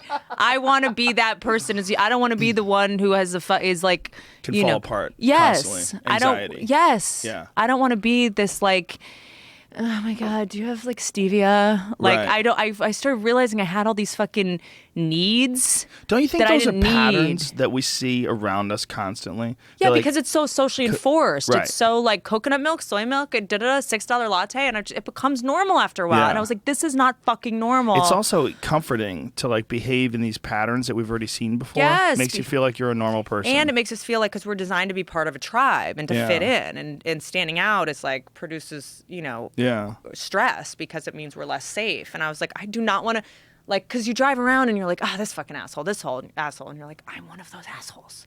Right. Like, I've got to remove myself from the situation and go watch kids have surgery for. Well, a lot of that, these asshole things, like the fucking road rage and all that jazz. Yeah. A lot of that goes away when you're in a small town. Tell me. Yeah. That's interesting. In Boulder, one of the things that I found, and I was only in Boulder for a few months, but one of the things that I found when I was there is like, people drive way more polite. They're way nicer. Like they let people in and they don't cut people off as much. Stoned. No, it's that too. Everyone for sure, that too. Yeah. But there's less of them. There's only 100,000 people in the town. Interesting. So sure. When you have a small community, first of all, there's less diffusion of responsibility because you and that person are probably going to see each other again. So if I give someone the finger on the highway on the 405, what are the odds I'm going to meet that dude again? 0. Probably 0. Interesting. There's less like accountability. It's like we can be more anonymous. Yeah. And more, you have more responsibility as a community. Like if you see someone pulled over the side of the road, you have more desire to pull over and help them. It's like tribal. I mean, that's really like a tribe mentality. Yeah. Like there was these people that were pushing their car the other day, and they were on the side of the road, and I was thinking, fuck, should I get out of the car and help them push the car? And I watched them do it. I'm like, yeah, they're okay. They got it. It's up on the hill. It's up on the curb. Yeah. They're going to be okay. But I was thinking, like, if this was a small town, for sure I'd pull over. And I was thinking that at that moment because of the time that I spent living in Boulder. I was amazed at how polite people were, and also the less people like in the town. Like when I was in this town in the mountains, they would wave when you would go by. People would lift their hand up when you would drive by. Yeah, you're like you'd pass each other, and everybody. And I got used to doing it, and we all did it. You know, as you were driving this way, that person's driving that way. You lift your hand up and you wave to them because there's not that many of you. See, in LA, I think there's so fucking many people that we lose the idea of value of our fellow humans because our fellow humans become a burden. Fight. Yeah. Become a burden. There's too many of us. And so there's a lot of benefit in that. Like for guys like you, or for people like you and I, it's great because there's so many clubs we can work at. Yeah. You know, there's so much variety as far as like restaurants we could eat at or places we can go and so much culture to see.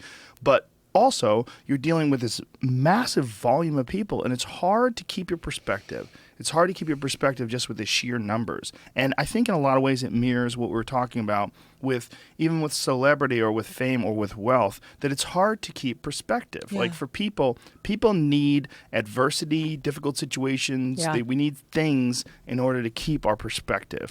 You know what's interesting? Have you been to Tokyo? Yes.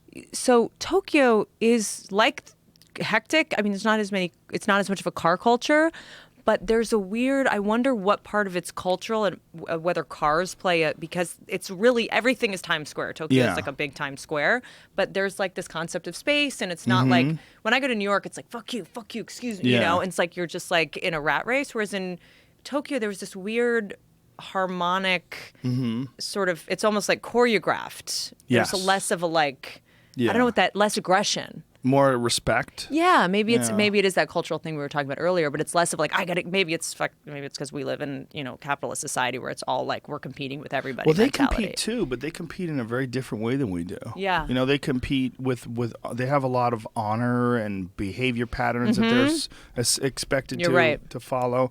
It's a very different world, but I was amazed how polite people were in Tokyo. I was just I accidentally was rude because when a cab picks you up, you're not allowed to open the door.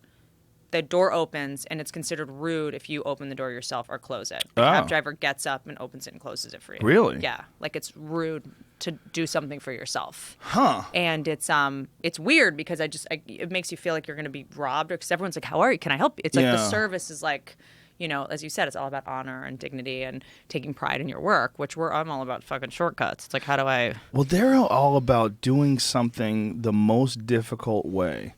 Like or the most... painstaking. Yeah, painstaking. Yeah. Like samurai swords. Yes. There was... Have you ever seen an actual samurai sword? No.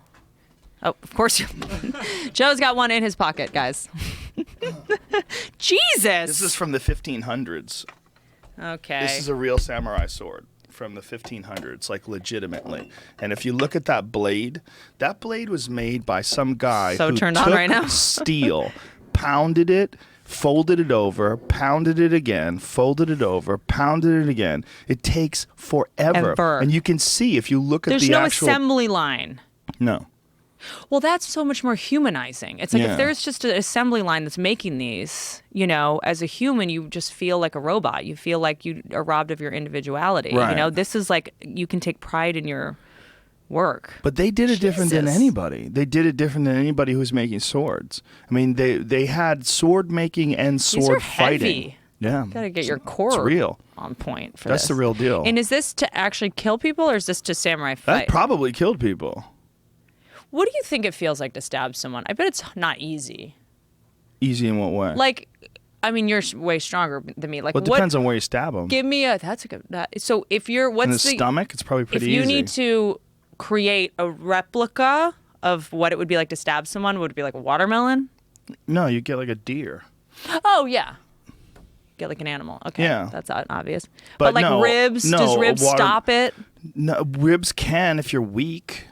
But it depends on how heavy the blade is. Like, does anyone ever try to stab someone? It's like the ribs just stop the whole thing from happening. sure. Well, I guess that's what ribs are for, to protect your...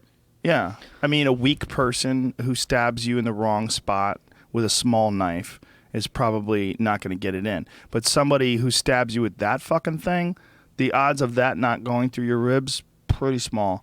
If you're a strong person, most likely you're going to penetrate their entire body. But it's also mirrored in archery. Like in bow hunting, that's like one of the most important aspects of bow hunting is to have a heavy arrow that has a sharp blade with a powerful bow, so it goes through bone, so it goes through the ribs. Because if it doesn't go through the ribs, if it stops at the ribs, then you just have a wounded animal. Where are you on bone marrow?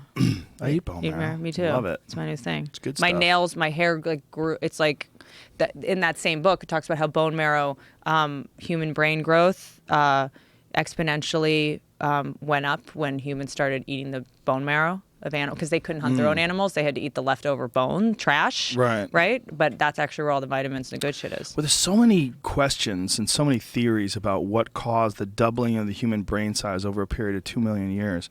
It's really a fascinating subject because they just don't know. There's all this speculation. There's some think that it was the ability to throw, the throwing arm. Oh, yeah. Because it's one of the most unique aspects of a person. There's no other animal that can take a rock and throw it with accuracy like a person can. So like ground nesting birds, things along those lines. Is that a hand-eye coordination thing? Yes. Like a chimpanzee can throw something, but it doesn't mean it's going to hit the target. Exactly. Interesting. Well, it doesn't have the synapses. It doesn't have the connections in its mind that allow it to be like really accurate at distance. Right. Like a person, like think about like a pitcher who could throw a fastball. How many feet is it to the plate? 62, something like that. 62 feet? I think that's Also, right. we were evolved to see underwater, right? Like fish first started. So we're actually, our vision is, I wonder. Well, have you Find ever, that out, Jamie. you ever read the I know nothing about that theory, so please. Have you ever read the aquatic ape theory? Nope.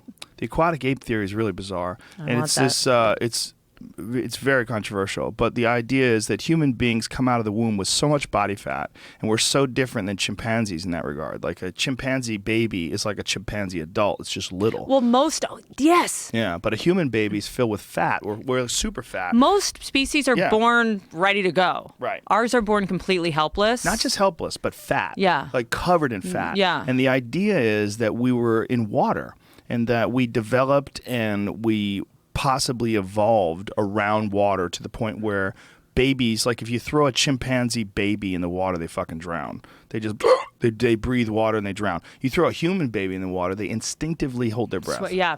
Because they're basically fish until they're born. Like the Nirvana cover with the baby in the water. Yeah. Dollar bill. Yeah, like when my kids learned how to swim when they were babies. That's awesome. We taught them when they were really little. We got them instruction. But one of the things you realize, like people, it's a very natural thing to hold your breath and go underwater. Yeah, it's instinctive. Yeah, it's totally instinctive. And so the aquatic ape theory theorizes that at one point in our evolution, we were primarily water-bound, and that maybe we went into the water to get away from predators, or that maybe we figured out a way to develop in the water as lower hominids. So no other animal holds their breath? Either, I don't know bet. about no other animal, but I know that other primates don't. Yeah. Other so primates just interesting. fucking drown Well, like and if dummies. we were webbed at some point. Is that true? Is that for swimming? Didn't we have webbed I don't know feet if at that's some true, point? because chimps don't. I don't know if that's true. We might have. I mean, we certainly Don't if some you go way back. people every now and then have webbed feet? Yeah. But that could be just an aberration, like a cleft palate. Yeah, that's true. You know, I mean, I don't know why Yeah. we would have a web. I mean, maybe it, Were I mean, we it makes ducks sense. It at would some help point? you. Here's a controversial theory. It would kind of help you swim, right? But Yeah, then it would that's- get in the way if you wanted to like do shit. It would be a well, problem. yeah, but I mean, they weren't texting. We get in the way from your Instagramming. Well, a lot of things and that selfies. you would do. I mean, Like what? Climb trees? Does that would get in the way of that. Scooping. Tools, Well, making tools. I think it maybe would get in the way. makes your fingers less agile. Well, yeah, Webbed that's the feet, thing about but us. not webbed hands would be helpful. Yeah, web feet would help. Yeah, Because our toes can't do anything. Our right. toes are useless. It would be great for swimming. Yeah. Like a flipper. Yeah. But there's something about our fingers too. If you think about like the dexterity and the control that we have over our hands, it's so unusual in comparison to any other animal. And our fingers, when our fingers get all wet and what is that, wrinkly? Mm-hmm. There was this interesting study about how fingers, after being in water for 2 hours, could pick up more marbles than dry hands. Huh. Which kind of means that we must have needed to be in the water a lot. Does that what it means, or is it just a side effect of just your fingers getting wrinkly? Yeah, but It might why not would they be- get wrinkly if it wasn't useful for something? Or is that just I don't water know. does? Why do people get cancer? You know? Don't get me started Why on do people get the flu? Don't open But that you know what I mean? I mean, wormhole. is there a benefit to that? I don't wet- know. How many things are a benefit and how Well, many we're things are... kind of not designed to live past like 30, right? Well, we definitely didn't live past 30 a long time ago very often. Yeah. But I don't know. Does that scare you? What? Pushing it away This? like it's- No, I like it. I'm such a klutzy. Like, I'm afraid I'm just like, dink, and just like slice his fucking head just in half. Scientists think they have the answer why the skin on human fingers and toes shrivels up like an old prude when we soak in the bath. Laboratory tests confirmed the theory that wrinkly fingers improve our grip on wet or submerged objects, working to channel away the water like a rain treads in car tires. Well, you know why it makes sense? Because the rest of your skin doesn't do that. Like if your elbows, that's your true. forearm got all wrinkly. That's and your true. So, got evolutionary wrinkly. neurobiologist and his colleagues suggest that wrinkling, being an active process, must have an evolutionary function. The team also showed the pattern of wrinkling appeared to be optimized for providing a drainage network that improved grip. Makes sense. So maybe we were trying to get fish or some shit. Yeah. Rocks. Well, it totally makes sense. That doesn't happen when you sweat, does it? No. Unless you Or some really just- CrossFit fuckers What's sweating your take 15 on hours a CrossFit? day. I'm sure you've talked about it a lot.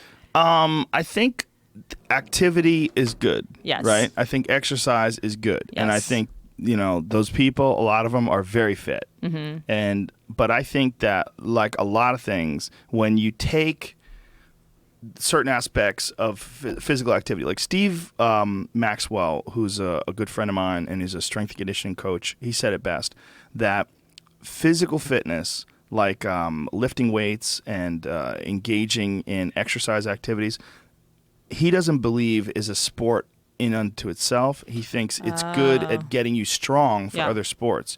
Now, when you turn into a sport, like who can do the most clean and presses, who can do the most, deadlifts in an hour, he doesn't think that that's healthy.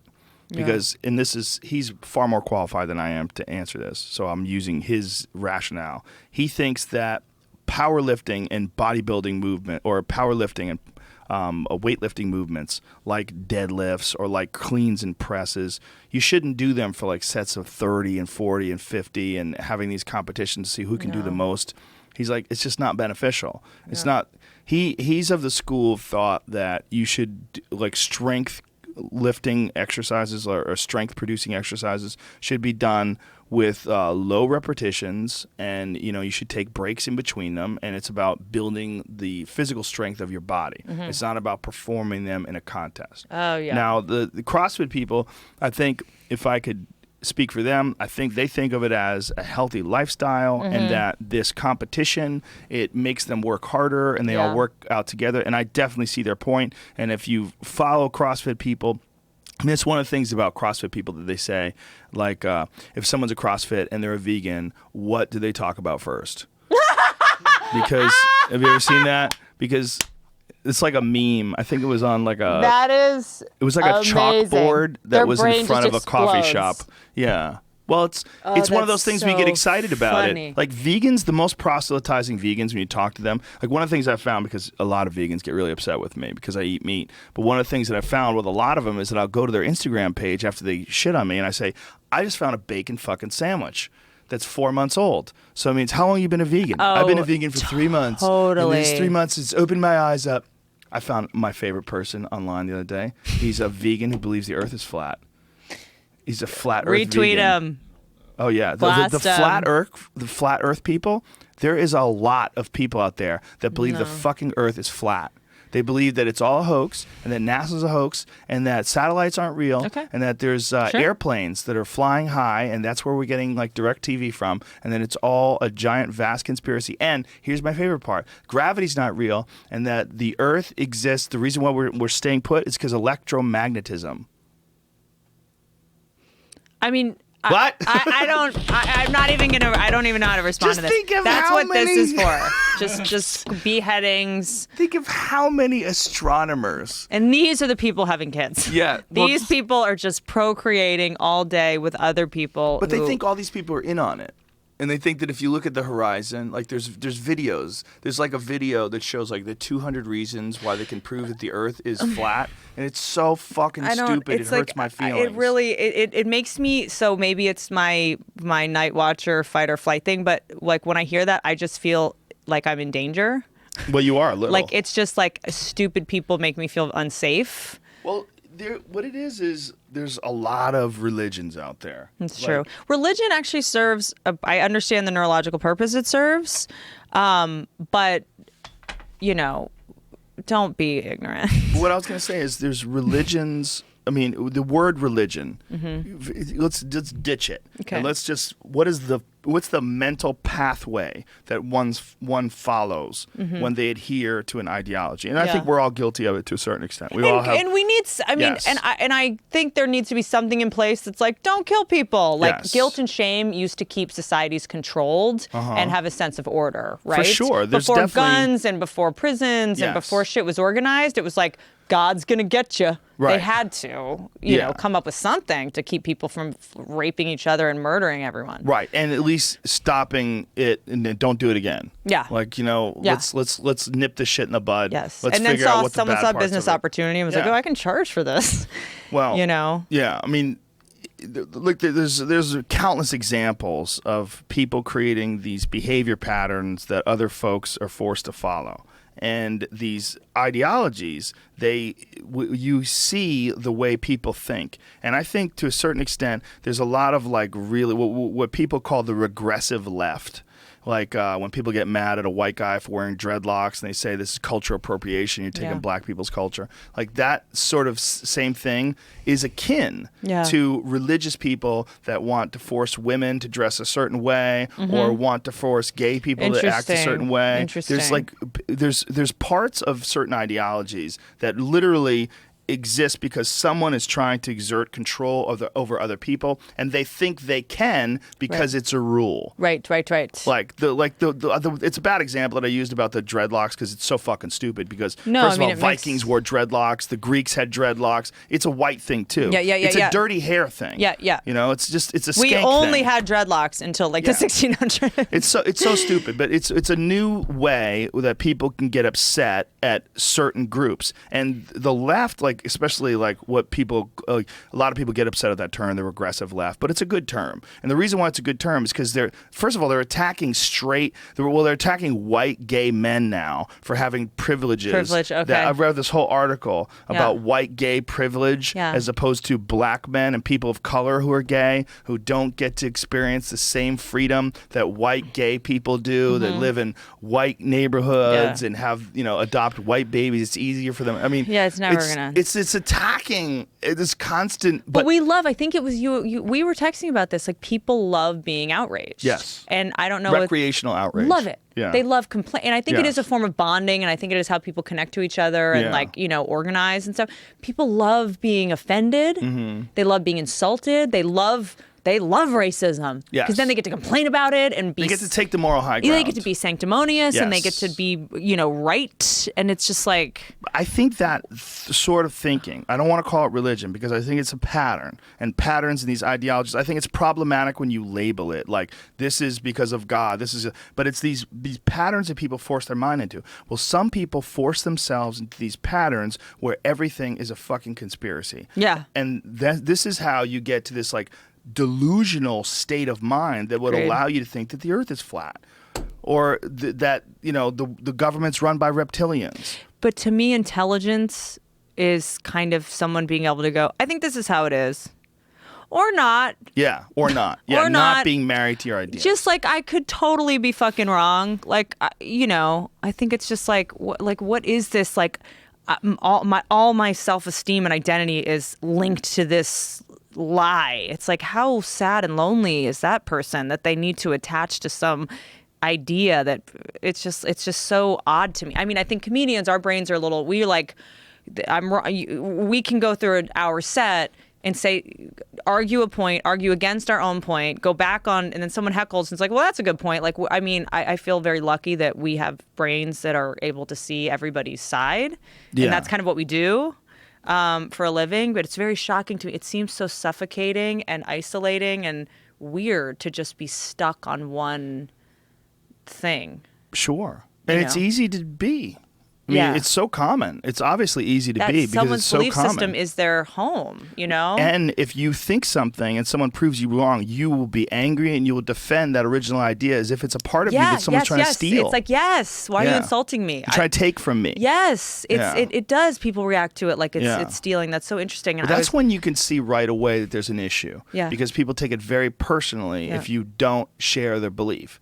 Like the if you smartest have a people different are the idea. ones that detach from their belief systems the fastest, like doctors and scientists. Like mirror neurons, it was all about mirror neurons like a couple years ago, right? And then they recently just debunked that theory, and scientists had to be like, "Whoops, we were wrong." Right. Or that's what science is all about. A friend of mine who's a doctor, I was like, because he's always like, oh, and then I'm at my practice, and I was like, do you guys feel like it's weird that you call it practice? Do you want to call it? Shouldn't you be good at it like already? Nailed it or the game time? Like I'm at my game time championship game, and he's like, no, it's called practice because medicine is doing the best we can with what we know. There's a lot of stuff we don't know, right? And in 10 years we're going to be looking back, and we're like, I can't believe we fucking did that. That was dangerous. Oh, unquestionably. That's like what medicine and science is. Like you're wrong every 5 years. There's a new fucking piece of information. Did you see the latest this thing that I tweeted yesterday that they've given approval to people to use stem cells to try to regenerate dead people's brains? Love it. What? Excuse me?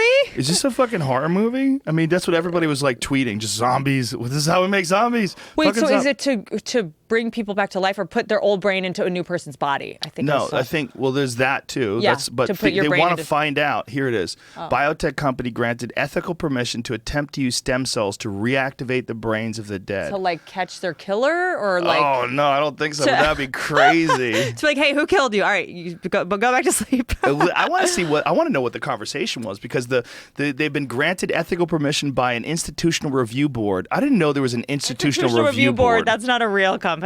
Yeah, in the U.S. and in India, to use 20. Yeah, in India, they're gonna take the brains of the babies they smash against the rocks. I think they need to inject stem cells into a lot of alive people in America. Just try to fucking revive them. Yeah, it's just there's a lot of people and just dumb people. Yeah, exactly. Yeah, use 20 brain dead patients for what is sure to be. Oh, okay. Oh, so they're not buried. They're like in comas or comatose or something. But look what they're calling it: the Reanima Project. Oh, fucking Christ! It sounds like enema.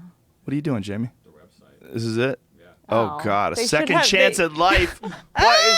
Oh, my God. It's Magnolia. This is a horror movie. It's This is also, a by the way, movie. the worst thing about this is it's a shitty website. It's terrible. It's I'm like not GeoCities. I know. If I had to do this on like a family member, Someone I'd be needs to like, get on Squarespace. Totally. I'd be like, guys, you've got like, this is like Comedy Central site. Proven scientific concept. This is insane. Exploring the potential of cutting-edge biomedical technology for human neural regeneration and How much? neural How much does it cost? reanimation. Neural reanimation is so. When you see Reanimator, I think of that fucking movie. Yeah. The Reanimator movie where they brought the monsters, they brought the people back to life and they were monsters. Remember that movie? Jesus. Reanimator. It's like some mad Think about scientist how movie from the 80s. Hold on. Is it a private thing? Like if I'm like, I want to reanimate. I want to invest. Yeah. Totally. I know that's all you're doing right now. I feel like you probably have some fighter friends who could use this. Oh, I know some. Yeah. We both do. I have a couple in my phone. Yeah, we can fucking inject some shit in there and fix Brian some Callen. stuff. Well, Brian has never even been hit. He doesn't even have any real excuses. I'm sure his wife's hit him a couple times. I'm sure. but yeah. Well, he likes to box lately. Brian's into boxing, and I think he Boxing even is way spars. worse for you, isn't it? Well, it's all bad for you. Yeah. I mean, fucking soccer gives you brain damage. Yeah. Your head's not supposed to get jostled hit. around too much. Yeah. But It goes every direction except it goes yeah.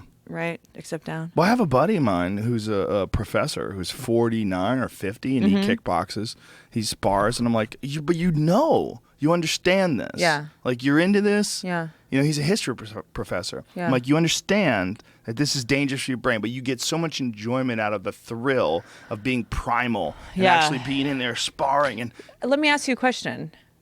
We didn't talk about this last time, that Calcio Storico thing in Italy?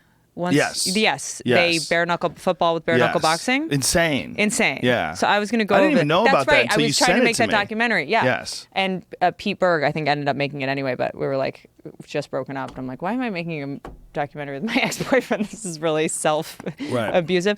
But it's apparently the month that it happens, violence in the area goes down. Of course. Yeah, so there's something interesting about these guys who want to go spar. Like, maybe they're sexually harassing less women at work.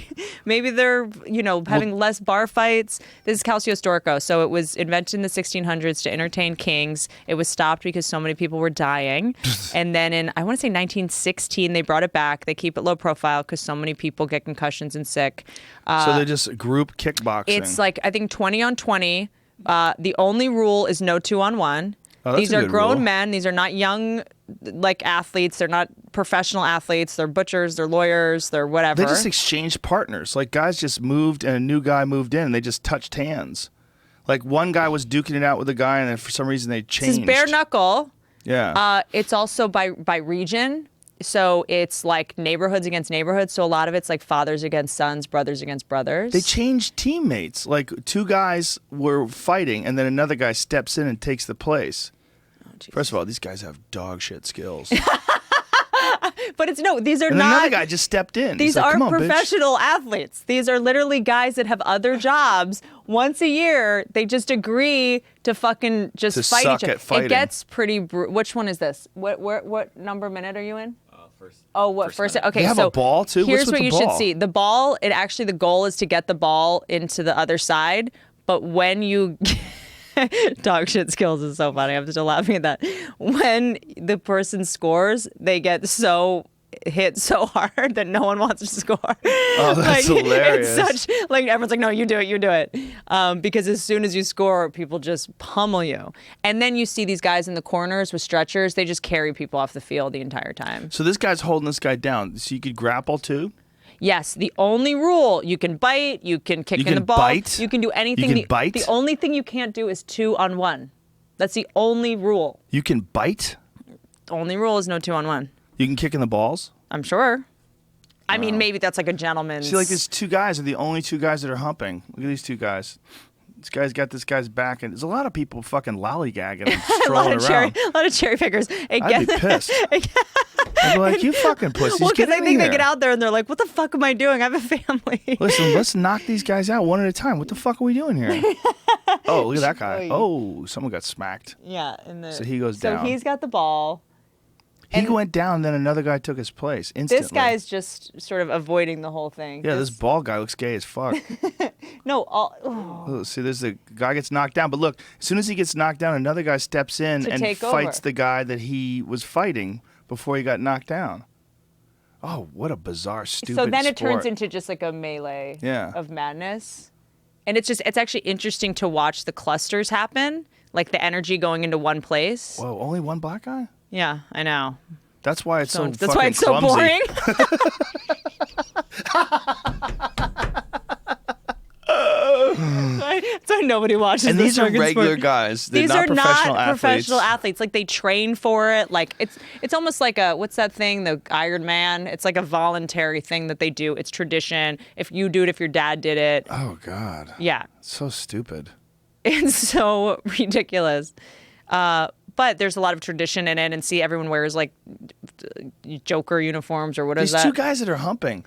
Yeah. This still is bothering They're just me. like, hey, dude, can we this just- guy's got this guy's back, but he's not doing anything. By He's the not way, hitting you should him. go out there when you're and do do the commentary? commentary. I'd be You're like, so where are all angry. the black people? I'd be This so guy's angry. fucking I see gay. 2 more black guys. I'm getting happy now. They just took him 3. off the bench. There's another. Like He this, might be just a Sicilian. this guy's annoying. You've got dog shit skills. Well, it just seems like you mean a few So of these this is guys the are team okay. pulling They've got a people little off. bit going on. See the yellow guys in yellow. That's when people get fucked up. They just get taken off the field. Yeah. And then they have to play, I think it's 2 20-minute quarters, and then the winners have to play again the next day, again 3 days in a row. Oh, God. The championship is 4 days later, and the winning team, their prize is a cow.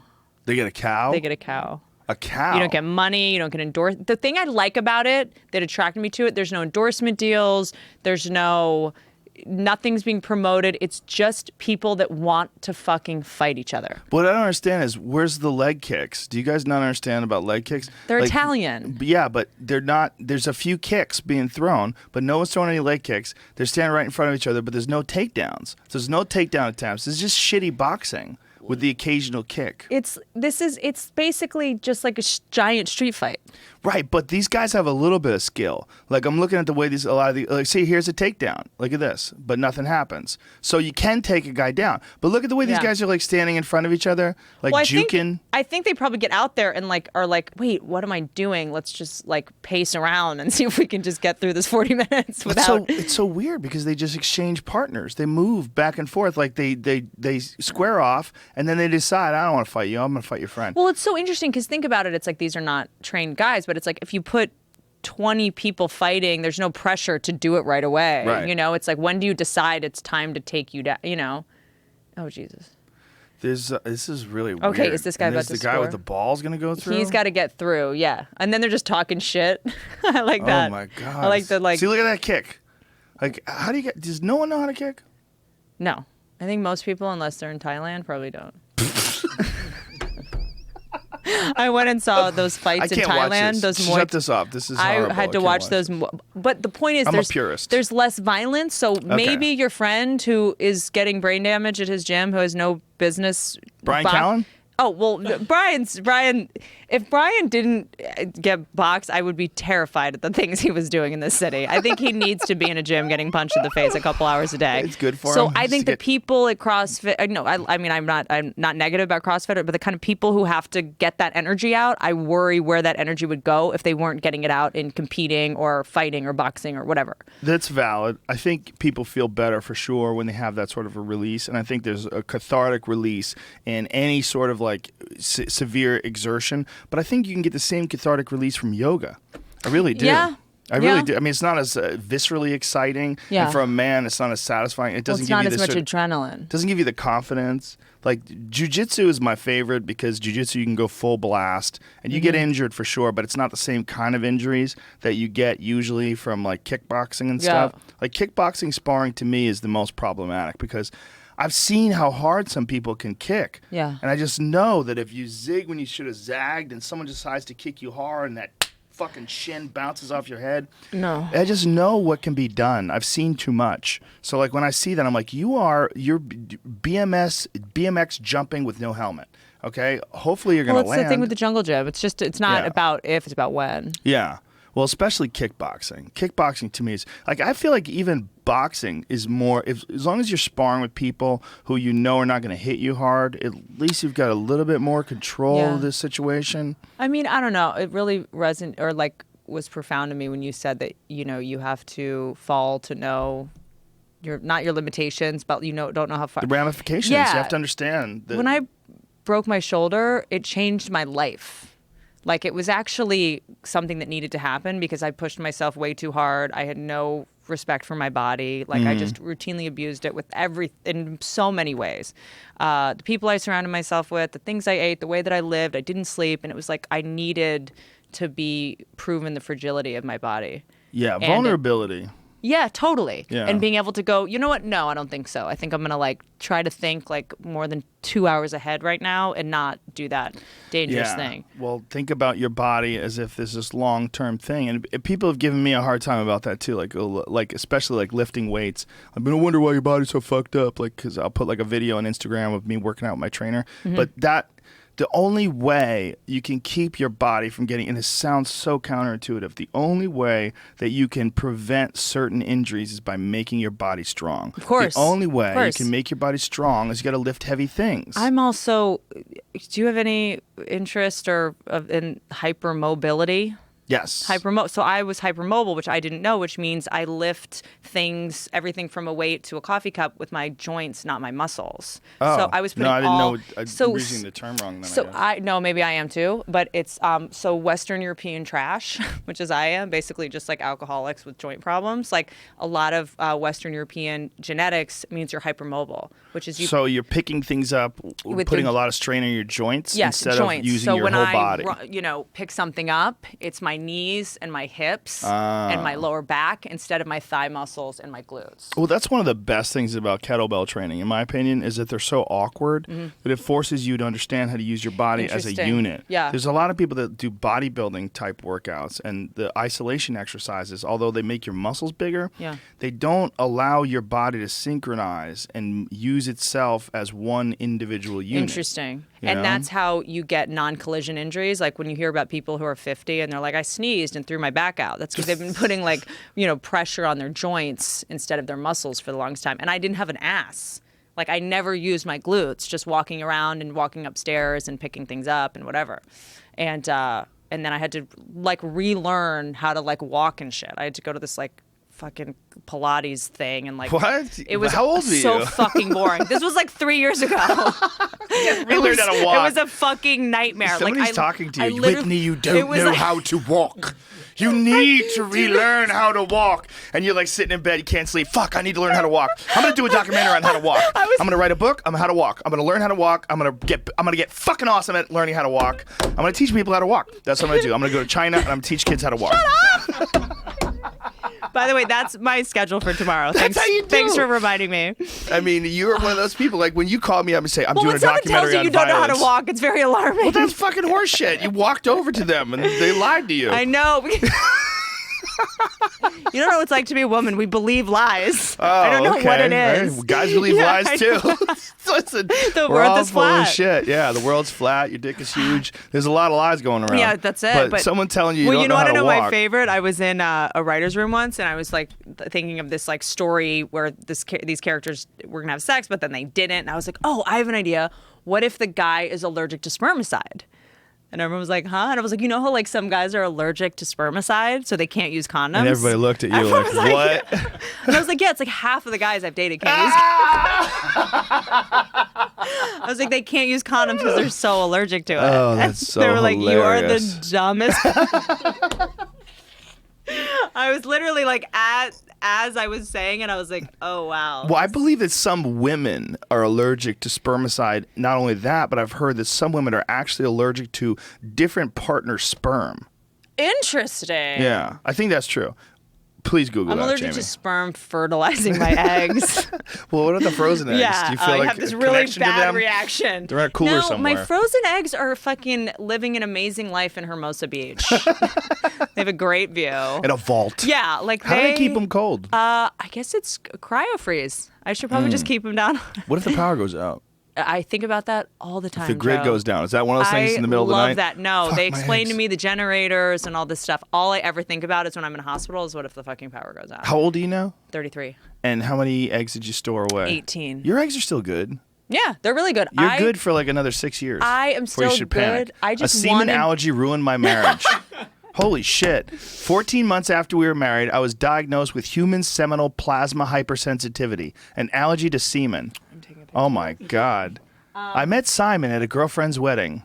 Name changed to protect identity. The fateful day changed my life in more ways than I could have ever imagined. So I wonder if she's allergic to some dudes' loads and not everyone's Well, loads. where is it land in her? Is the allergy happening in her vagina? question. Or in her eyes? Good question. I'm Just the fact that just someone's wondering. allergic to cum is Yeah, strange. but I just am curious where. Is her throat get itchy? Well, I Does- wonder what allergies guys have. Are some guys allergic to eating pussy?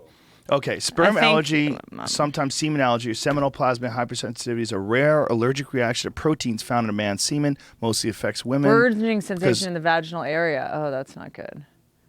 I can't. Pain, itching, and a burning sensation in the vaginal area. Oh, that's awful. Yeah, it sounds not good. Oh, that's a bummer. Mostly affects women. Why? Because mostly women catch loads. I yo. wonder, am I right? Let me ask you something. Well, I'm always like, what's the evolutionary purpose of something? I mean, there's got to be an evolutionary purpose to every allergy. Is it? Or is it There's- just to eliminate people? Well, that's what I'm saying. Maybe evolution doesn't want this woman to procreate. But Maybe she has evolution shit doesn't really genetics. work that way. It's random mutations and adaptations to environmental changes. But what if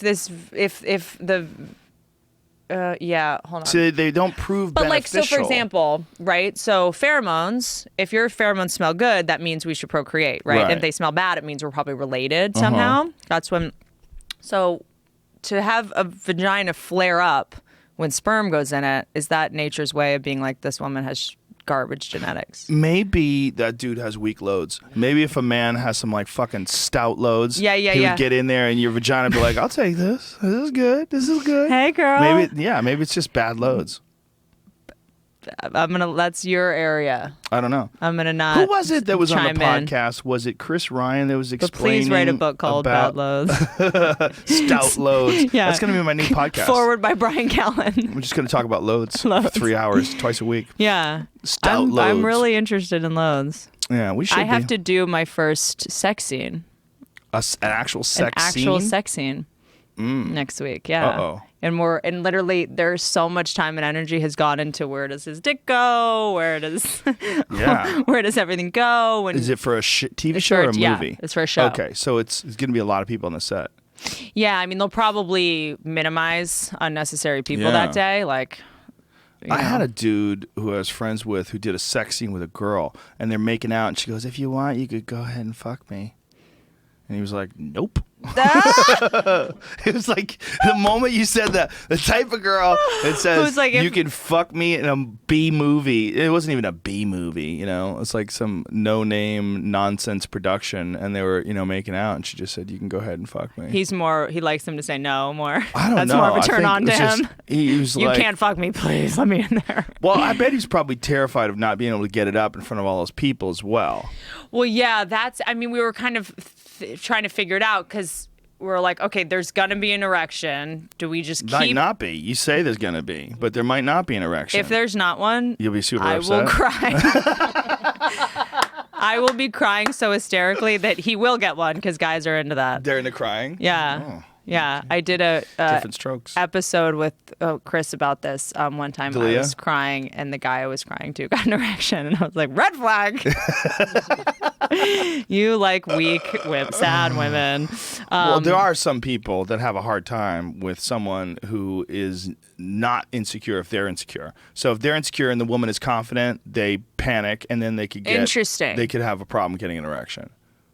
But if the woman, like, all of a sudden needs comforting and she's insecure, then they assume He this gets position to of be power. the alpha. Oh, yeah, Yeah. interesting. So I should be really insecure. I will be anyway. Well, I don't know. Like, what is... Like, I was thinking about this the other day. That there's two voices that are just absolute bullshit that just don't work, but we know them as archetypes. And one of them is like the spooky voice. Like, no one's scared of the spooky voice. Right. And no one's and then the sexy girl. Call 1-800. Yeah. Suck my pussy. You know what I mean? Like that fucking Please, guys, voice. don't ever suck on anyone's pussy. Suck it. I like it. Everyone's different. But you know what I'm saying? It's Yeah. like, hey, boys, Yeah. what are you doing alone right now? Yeah. Like, that doesn't work on Yeah, anybody. I think but that's it's an so men archetype. can do it. So men can... So that men can pretend to be I mean, like, I don't know any women who are like, hey. But you know what I mean? Have you ever just seen get to those commercials? Those I know, yeah. late night, yes. like I think it's this, phone but call the kind of commercials? men who call late night commercials at 2 a.m. are not guys like you. They're guys who probably are more susceptible, who are beta males who need someone even more beta than them. So maybe that's why they have to be like, call 921. But it's the naughty girl voice. Do you want to call Ashley Madison? Come on. Yeah, it's like, why are you whispering? Don't you want to be naughty? Well, maybe it's because they know that the wife's in the next room. They're like, You're a "What bad whispering?" boy. Ew, that's You're so bad. fucking creepy. You are bad. Yeah. It's Why so isn't that the- scary. I know. Well, I sound like Fran Scary Drescher. I'm like, hey, time. just call fucking 999, suck my pussy already. Guys, that's not sexy. 999, suck my pussy. What the fuck is wrong with you? Why haven't you called me? It's an there's like other archetypes, right? Like the strip club DJ voice, the top 40 DJ voice. Yeah. Those are Casey archetypes. Kasem. The politician voice, that's an archetype. Yeah. Right? The annoying wife. Yes. voice. Sure. I find myself, and I've stopped doing this because I realize I'm exacerbating the problem. I get very triggered and annoyed by stereotypes. Like the stereotype that guys are dumb really annoys me. Most guys are dumb, though. I don't think guys are dumb. Guys are Most people are dumb. You're designed to only. Most people are dumb. I just mean like in terms of why didn't you remember my friend Audrey's name? You've met her 3 times. It's like guys are only really designed to remember things if there's like some kind of threat attached to it, and it's just your brains are because like we're designed to sort of in a team way for me to be hypervigilant and be like, there's a fucking lion, and you go, okay, there's you break down everything to like some primitive tribe that is worried Always. about an invasion. Always. But don't you think that people find things memorable because they're interesting and they're fascinating? Yes, but things that are totally unthreatening. But is Audrey interesting or fascinating to you? I don't know Audrey, so maybe she is. Maybe she's cool as fuck. Yeah, maybe Dr. Audrey, PhD. But I just mean like some benign friend of your girl or whatever. Yeah. And then because it's also that's something that I love about a man. Like if you're fixing something, I want you to only be focusing on that. Guys don't multitask in the same way, you know? I just think that calling guys dumb, it just is glorifying like a neurotic, multitasking, you know, overworked or glorification of busy type. That's the new thing. Guys that are just like simple and you know, people are so varied though. I'm really more hesitant to generalize the older I get. Yeah, me too. But I mean, women are crazy, men are stupid. That thing is just to me so general. It's just, it's generalization that I think is really not helpful. Yeah. At all, and annoying. It makes people comfort. It gives them comfort to sort of classify people. Totally. Yeah. Like you don't have to like look at it. Oh, what happened with Debbie? She's a crazy bitch. Yeah. You know, it's like it's easy to say she's a crazy bitch instead of say, well, I was raised kind of fucked up and I really don't have I get triggered by women like her because she wasn't heard as a child. Plus I'm insecure and she's a little stronger than I like. Molested and I like to be the dominant one. She's smarter than me and it doesn't work out. Yeah, that's too much work. But wait, why did we get on that topic? I don't know. There was something. Loads. Oh, the beta males. Loads. We're talking about stout hot loads. Coming in hot loads. Stout. No, it's something about the beta males. And the archetypes. Yeah. Yeah, the like dumb. This is it. I found in my stand-up, I'd be like, and then my boyfriend was like, "Hey, what are you doing?" And I'm like, "Guys don't sound like that. Right. What am I doing?" You know. But it's funny. You know what? Point taken. Never mind. Yeah, like I'm sometimes, going back to it. like sometimes I'll put a girl in my act and I'll be like, "Oh my god, is that what you want? Oh my god, is that what you think I'm here for?" I know that girl exists somewhere. That is but what I don't sound know like anybody drunk. like that. So I yeah, it's Whitney. I don't know. I just feel like we're a primal species under attack. I don't know how to walk. I don't. I'm walking wrong. I pick things up with my joints. You guys, one day I'm gonna sneeze and my back's just gonna like break in half. I found an extra bone in my forearm. Oh my god, I'm allergic to that semen. Get it away from me. Ew, disgusting. Get away from my frozen eggs.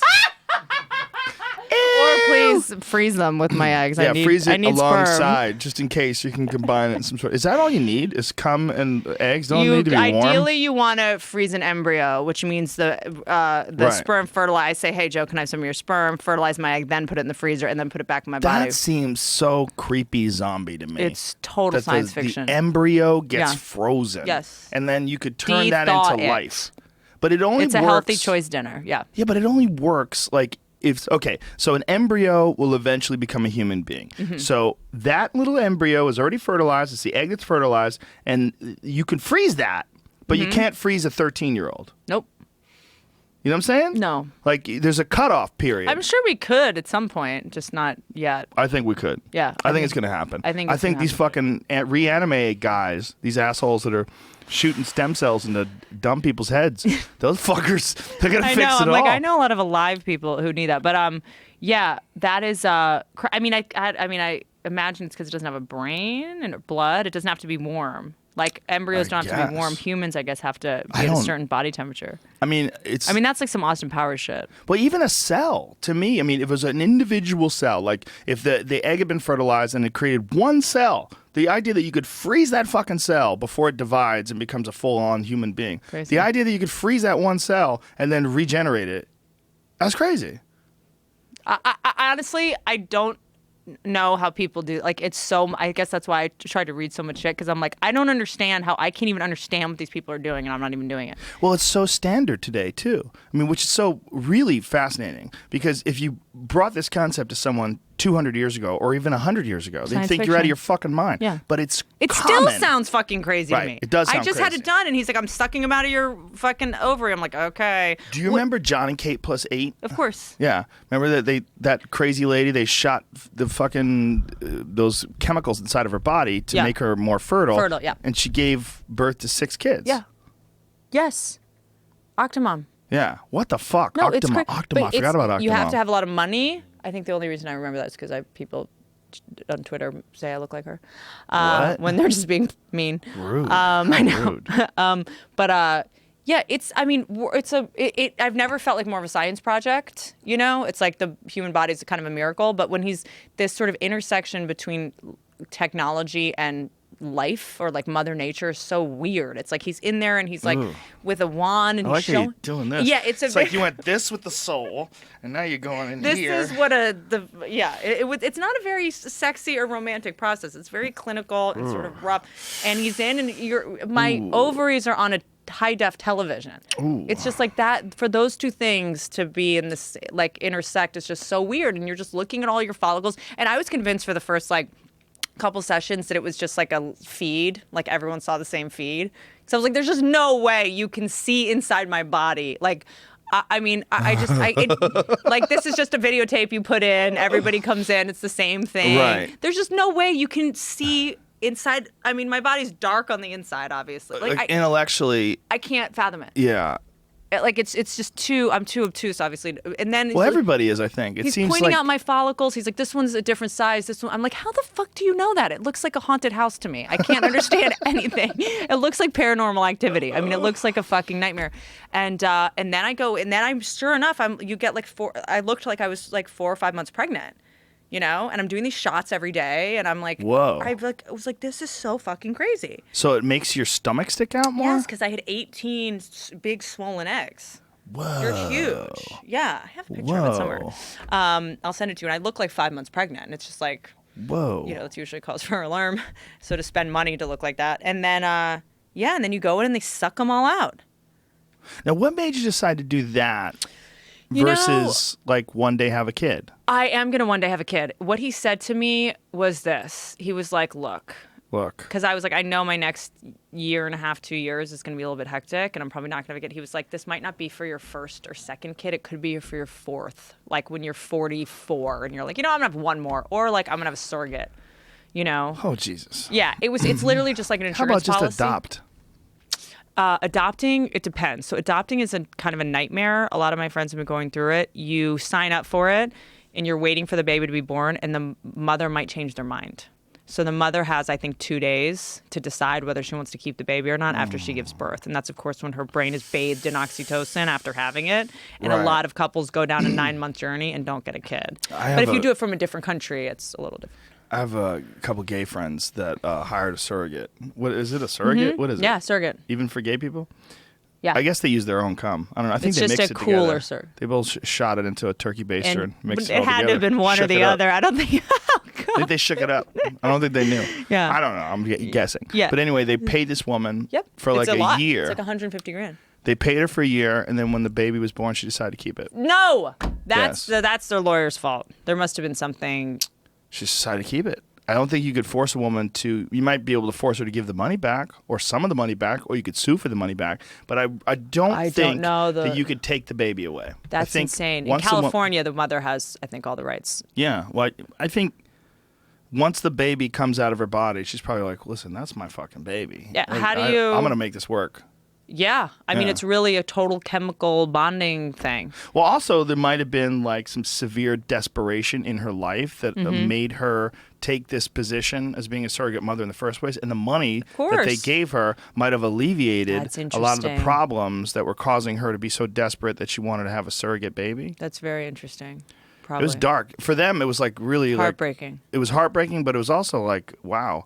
Well, it's also this is her fucking baby. I mean, she grew it in her body, like biologically. I also have, friends with surrogates, and it's very stressful because you want to micromanage what they're eating, if they're sleeping. Yeah. But something that was helpful that I learned was that if a baby's not getting the nutrients it needs, it will take it from its mother's bones. Whoa. So if your surrogate is eating McDonald's, your kid's going to be fine. The carrier is the one that's going to suffer.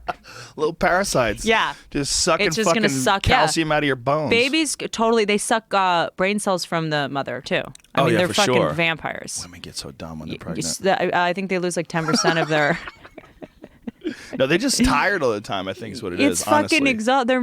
They're duplicating. I mean, it's like it's a metamorphosis. It's like a fucking... It's a lot of work. What a nightmare. Yeah. What's just crazy that's taking the all their process. energy. Well, it's the ultimate biological Barbaric. trick. The thing that we look forward to the most, the thing that sells cars and fucking TV shows, long legs and sex and hey, buddy. And what is it really? It's about coming in someone and making a person in their body. Yep. I mean, it's really like this ultimate biological trick of replication. Do you have you ever heard of this book called, it's a stupid name, but Cupid's Poisoned Arrow? It's about what orgasms do to your brain. No. And the whole sort of theory is to not have an orgasm unless you're going to actually procreate because of the chemicals that are released. I don't know. Who wrote that book? What kind of monster What wrote kind that of book? fucking, sex addict. First of all, that's the best way to clear your mind is to shoot a load. I know, but it's something Guys about... jerk off and like your thought process is so much clearer. Like there's so many times that I've told my friends, like, I don't know what to do, man. She's pressuring me. Jerk off first, then think about it. Just go jerk off. And then tell me after you jerked off if you want to deal with all this emotional bullshit that's being thrown at you. Hold on. I'll send this to you. I remember reading it, and while I was reading it, I was like, yeah, this makes a lot of sense.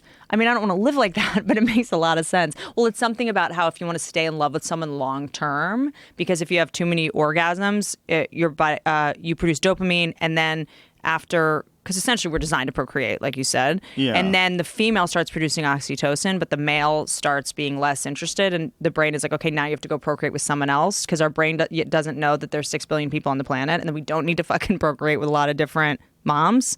So it's something about if you want to be in a relationship for a long time. Wow. So it's like a tantric type thing. It kind of, you know what? I'll send it to you. It's like, it's basically about, I stopped reading after like 4 pages because I was like, I'm never going to fucking. It's about keeping oxytocin, the bonding chemical, alive with couples. Oh, that's crazy. They're trying to hack couples. Yes, they are. That's ridiculous. Yes, now, how about after a just couple find years, someone that you actually like? That's too easy. Possible. But it's kind of in LA. Is that it can possible? Be done. Of course, it can be done everywhere. Who do you think I should date? Who do I think you should date? Mm-hmm. I don't know. We'll find you somebody. We need to find you somebody. I'm dating somebody, but it's not working out, obviously. I don't know. I'm just curious. That dude's at home going, shit. Who do you think I should date? I thought we were dating, no, bitch. I'm curious. Like, I'm just curious. I'm curious. You always have interesting opinions. Well, I think the person I'm dating is a good idea, but I'm just You're curious. a lot. Remember? So I think, and I mean that in the best way possible. But you're very smart and you're very ambitious and you're interested in a lot of different things, and you have to have someone who's similar in some ways. Is that a nightmare? Someone. I honestly believe that in order for someone like you, because I think you're an outlier in a lot of ways, in that you're I'm a liar. That's for sure. Outlier. No, that outlying aspect of your personality, because you're I think so. You have to. Someone has to be an outlier in some way of their own in order for them to appreciate you. Yeah. Because otherwise, they're just going to think like, I can't keep up with this crazy bitch. This is just too much. You know, she doesn't sleep. She gets up in the middle of the night, starts writing books, and learn how to walk again. It's like, you know what I mean? Like, I'm like the grandpa from Charlie and the Chocolate Factory, getting out of bed. Well, there's a lot of benefits to your type of behavior. Obviously, that's why you're so successful. There's a lot of benefits to the way you think, but the negative, the side aspect of it, the where I would say it's going to be problematic is someone has to, like, for companionship, someone has to be able to keep up with you or understand you or accept you, and the way you think and the way you approach life is extremely different. It's not the way most people do it, and not the way most women do it, for sure. And if men are used to this certain type of patterns that some women follow, and then you have this pattern, you know, they're going to be like, oh, it's just, I just want to grow complaints about Starbucks. You know, like, I can go where's back the to that latte? very good. I understand. They run out of soy. I What? can't believe it. Almond milk or coconut milk? Camel milk? What are we doing? Goat's milk? I think, you know, when I hate saying stupid shit that people repeat, but I think this repeated thing is when you're ready, you'll find someone. Yeah, you're right. Because I think there's like, I think a relationship really doesn't work unless you yourself are ready for a relationship too. That's a really good point. And you have to be someone that someone would want to be in a relationship with. I say that all the time. I'm like, how about stop focusing on the other person? Yeah. Would I want to date me? Right. Once I get in a place where I would want to date me or marry me. Yeah. And people think they're going to find someone, a person's going to calm them down, and then they're going to be someone that's worth dating. Yeah. That's oftentimes. Calm yourself down, Right. solve your own problems, and then, totally. So they put That's on what I've been... a fucking song and dance for the first couple weeks of the relationship until, like, a buddy of mine had this girl that he was dating for a while, and then his car broke down, and he needed her to help him. Like, his tire blew out, and I forget the whole story. But she helped him in some sort of a way. Like, she came and got him or something like that. Mm-hmm. And then she stayed over the house. And then the next day, she texted him like 5 fucking times in a row, and he didn't text her back. And then she left this crazy message about now she's going to need therapy and she has trust issues. And so he was like, well, but it's just, what the fuck?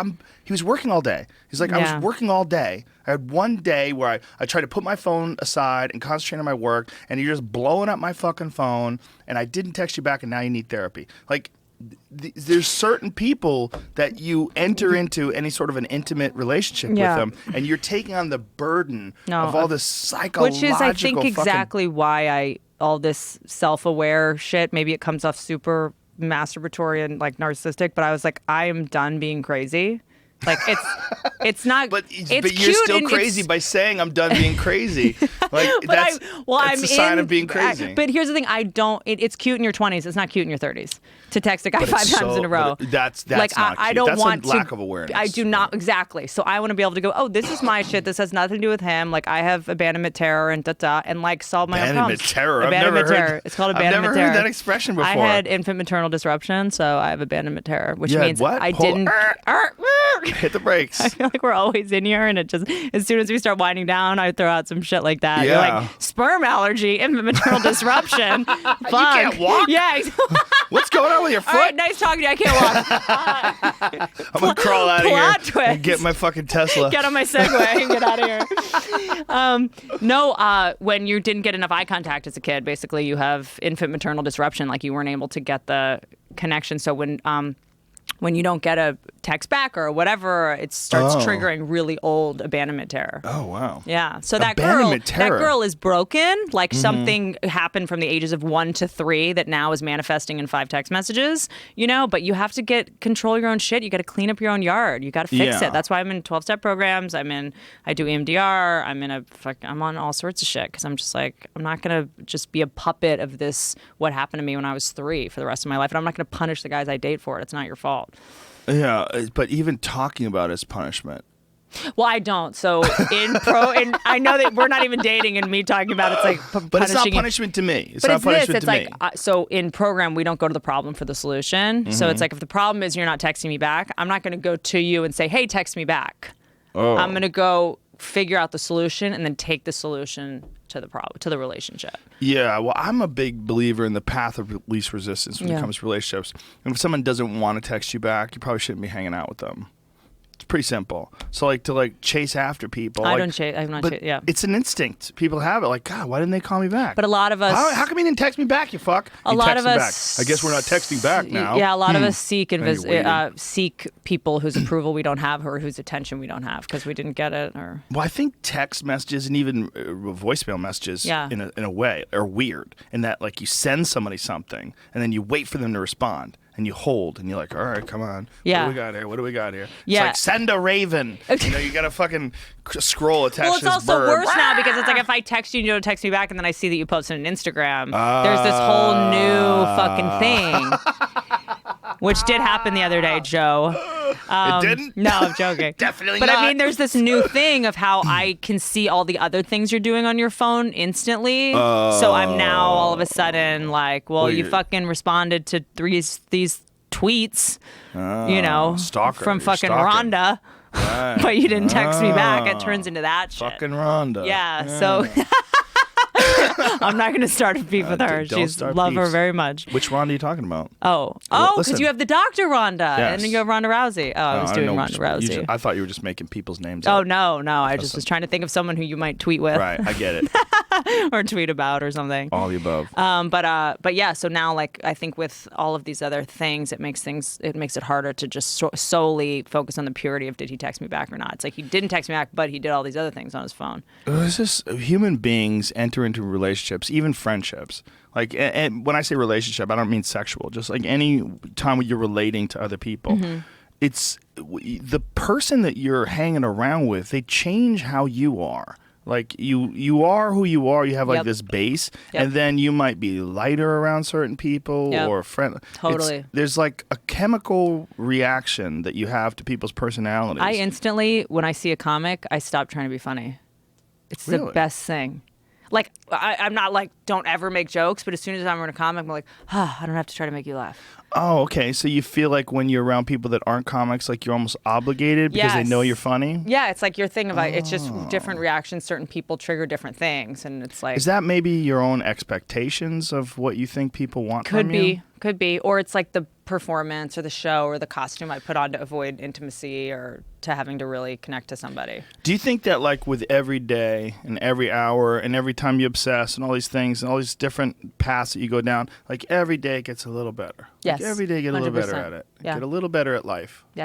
Yes. And if I haven't, I'm like, and it depends on also what comes up because it's like, sometimes you're like, I'm fucking nailing it. And then a trigger comes along that you're like, I didn't even know that was a trigger. That was weird, or like a totally new stimulus dynamic comes along. Instagram is invented. Like I'm nailing it with guys. They don't have to text me back. I feel great. And then I'm like, oh shit.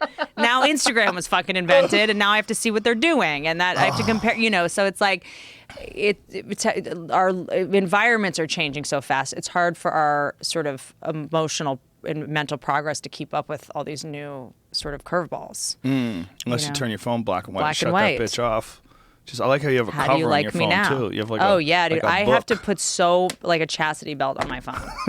I have to protect, and when I drive, I have to put it in the back seat because I will text and drive. In the back seat? I put it in the back seat. Whoa. Because I don't trust myself. Because I literally will just look. I'll just be driving and I'll look down and all of a sudden I'm on my phone. I'm like, what the fuck? This is so dangerous. Like it's so dangerous. You go unconscious. Yeah. Yeah. And I rear-ended somebody and it wasn't like email. I literally just looked down at my phone. I was like pulling up to a stop sign and I thought I was stopped. And, they say that texting is now worse than drunk driving. More people die from texting and driving now than drunk driving. What? And I don't even think it's... Is that real? Yeah. I just think it's not going to happen to me. I don't know what magical fucking addict thinking I'm doing, but I literally will just like look down at my phone and I rear-ended this guy and I was like, I'm so sorry. Totally my fault. And I was like, that's going to be my rock bottom. It wasn't bad at all. It was like a little ding. And I was like, okay, that needed to happen. But don't you think that your ideas of what is going to happen are based on what's already happened and nothing's happened yet? So you assume, well, I'm in the car, I'm driving. Nothing happens when I'm safe. driving. I live in the valley. Yeah. What am I going to die in a car accident? I mean, it's like, that's not the story I wrote for myself, but no one gives a fuck about that. No one has that script. Right. Everyone isn't running around, trying to make sure I stay alive. And that brings it all back to like you going to Vietnam and you experiencing another possibility that like you or we're both really lucky that we were born in America. Yeah. We're born so lucky. white, wealthy people in America. Not born it, but I wasn't born it, yeah. I wasn't either. But we're lucky. Yeah. We're lucky as fuck. Like this situation wasn't possible Literally, if you live in Vietnam. I feel like what I realized is like, because when everyone's like, I'm tired. Like everyone's like, this just like, people love being sick too. They Right. love it. They fucking love it. Oh, I don't feel good. I have a headache. I have a thyroid thing. But like, don't you think they just brag about having sicknesses? They're just distractions, though, Yeah, right? I have Lyme disease or whatever the fuck. Lyme disease is real. If you really have Lyme disease, I'm so sorry, Tim Ferriss. So sorry. But I Tim mean, Ferriss has Lyme disease? he had it. Oh, Yeah, really? it was like I think really bad. Oh. But like, I mean, everyone's like, I'm tired. I think I have Lyme disease. I'm like, no, people really have Lyme disease. Or people are like, I'm allergic to gluten. I'm like, do you have celiac disease, or do you just need to be sick because it gets you attention? Like, you know. And then you go to a place where people are actually sick Right. and actually have problems, and it just really changes your perspective. Did you ever see that Louis C.K. bit about being white? Probably, but it makes me think of the one because I was thinking this isn't a bit I do obviously, but I just remember after being in Vietnam, I was like, we should just walk around all the time and be like, that's awesome, this is so cool, I love this is up, look at this. Oh yeah. Like it should just constantly be like, oh my God, there's water in this bottle. Louis has this amazing bit where he's like, you could go back to any time in history and it would be amazing. He's like, that's the thing about being white. Great. He's like, being white is great. Yeah. He goes, you could go back 200 years ago. You don't have to worry about being a slave. Yeah. He's like, well, white people, Irish people didn't have it so good for a while. Well, there's definitely some. I mean, Right. it's a joke. Yeah, Obviously. I know. But take that, Louis. What about the Irish people? Found a little debunking your bit. Well, But he also had that thing about everything's amazing and all we do is complain about so true. about the flying, and people are like, my flight was 45 minutes late. I went on this hunting trip in Prince of Wales Island, Mm-hmm. which is in Alaska, and it's unbelievably rainy. I mean, we were just drenched for 6 days, and I just thought in my head for some reason that you'd be dry when you get in the tent. I'd be like, well, once you get in the tent, you'll be dry. But you never really get dry because the air is wet and there's mist everywhere. So everything's wet. Your sleeping bag's soaking wet. The only thing that saves you and keeps you warm is the fact that you're wearing wool.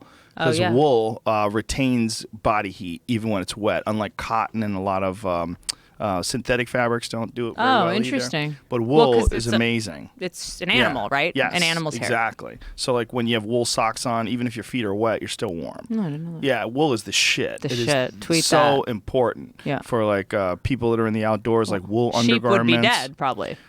I think wolves get them more than the cold.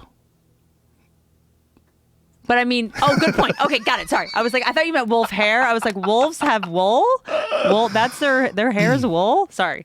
My point was that so 6 days in this soaked environment, just every day, just being just completely wet. Everything's wet. Everything you do is wet. Your face is wet. It's like a sheen that you could feel it on you. It's like you're just wet and cold. Yeah. And I came back and it was sunny and it was 80 and I was like, this is amazing. And I was driving around in LA and I'm like, I love it here. It's so, and I called my friend Steve, same guy, Steve Rennell, and I called him up and I go, dude, I am so fucking happy. I've never been this happy. But it's because I was miserable for those days. Yes, it's so important to have adversity. Appreciate it. Yes. It's so. I was in Vietnam. Like I said, they wear masks. I went for a run with this motherfucker who, back to your point about flat feet, he's like the marathon guy who's like, you're supposed to run barefooted. Right. So he's barefoot run guy. And this was the first non-barefoot run he's done because it was in, Vietnam, and there's just like, you should not. Glass everywhere. Yeah, it's a nightmare. Syringes. Just dead animals. It's just dysentery, just babies. By the way, also just kids everywhere. I'm like, do you have a parent? Like, I mean, there's just like 3-year-old toddlers just running businesses. I mean, it's like, I'm literally like, excuse me, like, do you work here? God. Like, you literally will just, I'll send you some of the photos. You'll see a kid just in a store alone, and you're like, what is happening? It's so fucking dangerous. And everyone's in masks. They can't breathe the oxygen there. And we went for a run, and I came back and I felt like I had smoked 4 packs of cigarettes. Wow. And I came back to LA, and even just doing that was like a little mini miracle. Did you ever see that? There's a story that was written about Mark Zuckerberg, who's in China, and he went for a run during like one of the worst days, one of the worst pollution days, and he's out there jogging around, and you look at the air behind him, it's like you're jogging into like an exhaust pipe. He just doesn't see. I mean, it's hard because he can't Maybe he see. wanted to experience it because, just to know. I mean, he's an interesting guy. I mean, he's obviously a very thoughtful guy, and I think that maybe he wanted to experience it just because.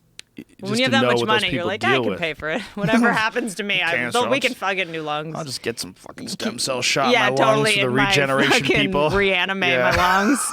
But yeah, I mean, and that's I think, and I also like once you see that kind of pollution, it's like because there's so many charities and there's so many fucking problems, you can't try to solve all of them or be such a small part. Like, but I was like, oh, this is the first time that I was like, I need to like only buy, there's like carbon neutral companies and companies that, put less emissions out and stuff. And you're like, yeah, I should start voting with things I buy. And, it's the first time I got this app that tells you what companies don't emit as much pollution and, stuff like that. And I'm like, I never really thought about that before until I was breathing in like viscous toxic air. Well, it's interesting because just being a human being, just by the nature of our existence, we consume constantly, and we're constantly using things that are detrimental to the environment. And people will concentrate on certain things, like, hey, I ride my bike everywhere, so my carbon footprint is less. Yeah, but you're still using plastic, motherfucker. Yeah. Like, that shit goes into garbage. Totally. The waste refilling, what are those called?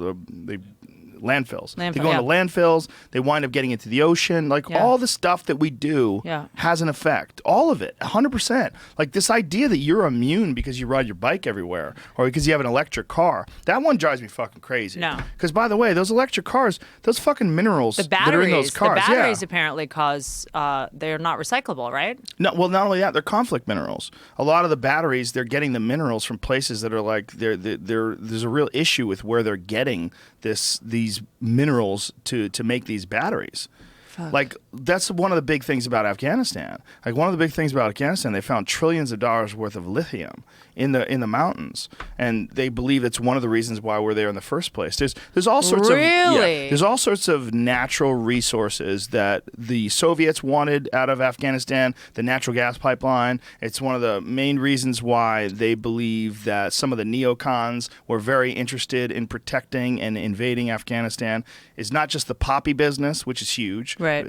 Look, it's a giant fucking business, and the idea that, well, we wouldn't have anything to do with that because it's not illegal. Right. Or because it's illegal. Yeah. Well, that's not true. Because if you look at what happened in Vietnam, a big part of the reason why people were in Vietnam, why some people supported being in Vietnam, is because they were profiting off controlling the heroin trade. That's a fact. There was a fucking $1 trillion made during the Vietnam War from heroin sales, and where it was made and why and who got the money and where the corruption took place and where the money was being handed out. That's all open to speculation and research, and maybe someone will eventually have it all figured out one day. But the reality is there was a massive amount of fucking heroin that was being moved. Whoa, Jesus Christ. Oh. I'm getting crazy. I know. He's Through so Vietnam, into this heroin thing. But nothing happened. I got lucky. Dude. I also like that your coffee is so made of like coconut oil and butter that it's like white. It barely moves. Your coffee is like it's like lava. Yeah, I just knocked over there. It's thick. It's thick like my stout loads.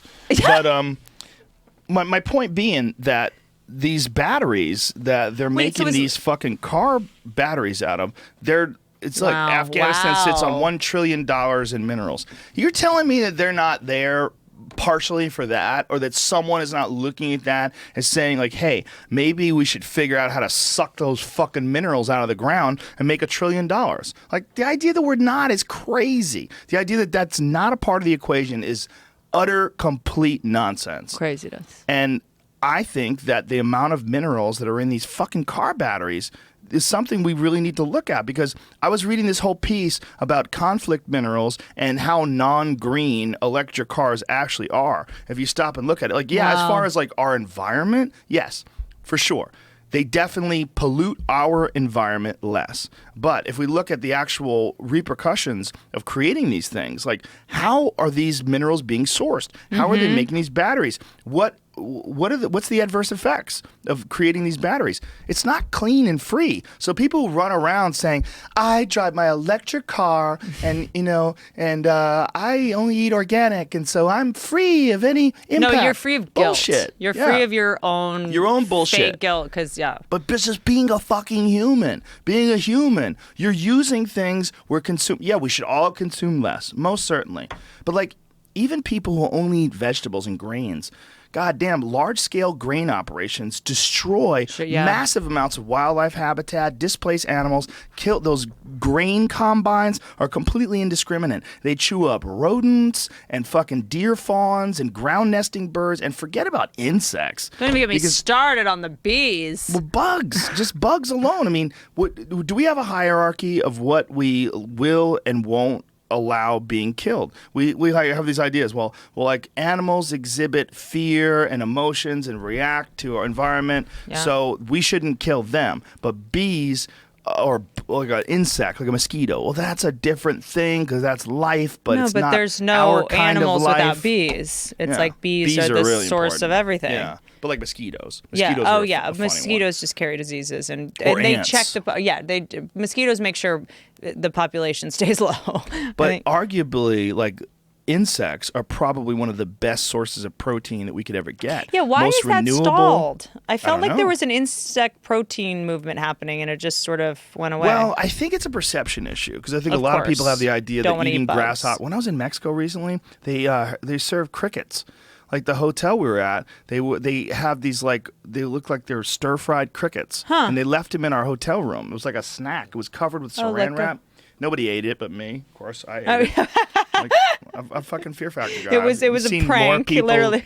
eating bugs. Yeah, you've seen all that but shit. they all ate them like regularly there. They were eating these like. Well, because it's like we'll eat snails, Yeah. we'll eat frog legs. Right. It's like there is a very weird line. Maybe Very weird. And our line is different than like the Yulin Dog Festival line. we can't. Yeah, we can't, exactly, we can't right? talk about that. It's fascinating. But when I was in in Vietnam, this stuff that it was like jellyfish and squid. It was a lot of, I guess, what's available in Right. that region is probably 100%. But yeah, there was so much more. Like the idea of eating a jellyfish, we're like, ugh. To them, they're just sucking jellyfish. I know. It's Well, really- bugs to me are really a fascinating thing because one of the things that we found out when we were doing Fear Factor is that allergies, like if you have an allergy to certain shellfish, you also have an allergy to roaches. Huh. Yeah. So we found that out the hard way. Whoops. Lawsuit. But bugs are an excellent source of protein, and people don't have the same emotional attachment to a bug. But we have a visceral negative repulsion to them. Right, but if it's The idea of ground eating up, something. but if it's ground up in some sort of a protein powder, like cricket protein is real. You ever have a cricket bar? No. Cricket protein bars, they're good. Oh, here we go. Look at this. Exo, crickets, the future of protein. Soy, dairy, grain, and gluten-free, paleo, and environmentally friendly. Yeah. You eat and these. I'll eat the shit out of some crickets. Do they taste like anything, or Crickets just don't taste taste like bad. It just tastes like soy protein or something? Well, it's not like you're eating lobster, but it's not like you're eating shit. You should do that. Cricket bars. I mean, It's not like you're eating lobster. but I wonder. But it's not like you're eating shit. Because there's the ultimate debate. There's a lot of people that are like really strict vegetarians and they're into eating vegan because they want to leave the least amount of footprint possible. I totally understand all this. But I wonder how they feel about crickets. I wonder how they feel about I think it's just like a bugs. perception issue. Yes. You know? Well, it is and it isn't. You know, I mean. We Look- perceive dogs to be cute and cuddly. Yes. And we perceive crickets to be like gross and dirty. Yes. But like But it's not cows even that. are gross and They're dirty. still They're alive. They're still alive. When Like, you're would eating- you be willing to eat a bug? Like, if you're not willing to eat like a deer, would you be willing to eat a bug?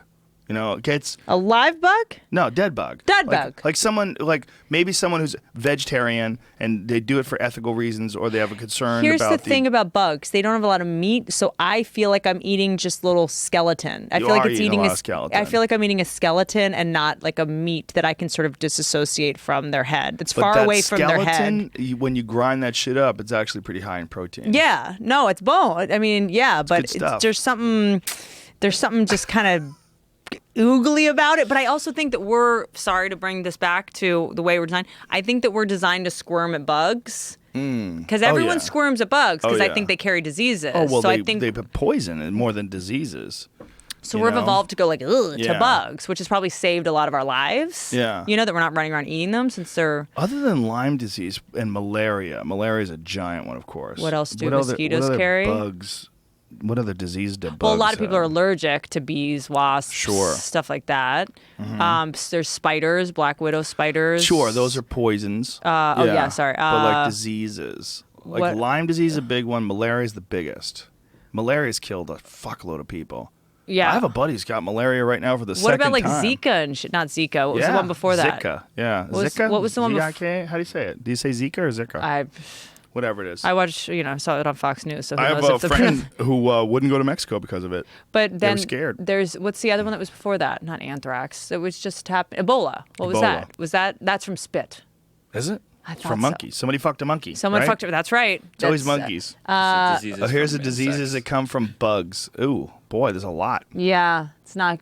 Oh yeah, Chagas. of course. Like foot and mouth, or what's Look at this one, Chagas disease, and look at the vector, various assassin bugs. fever, lung, heart, or mucous membrane symptoms. What the fuck's an assassin bug?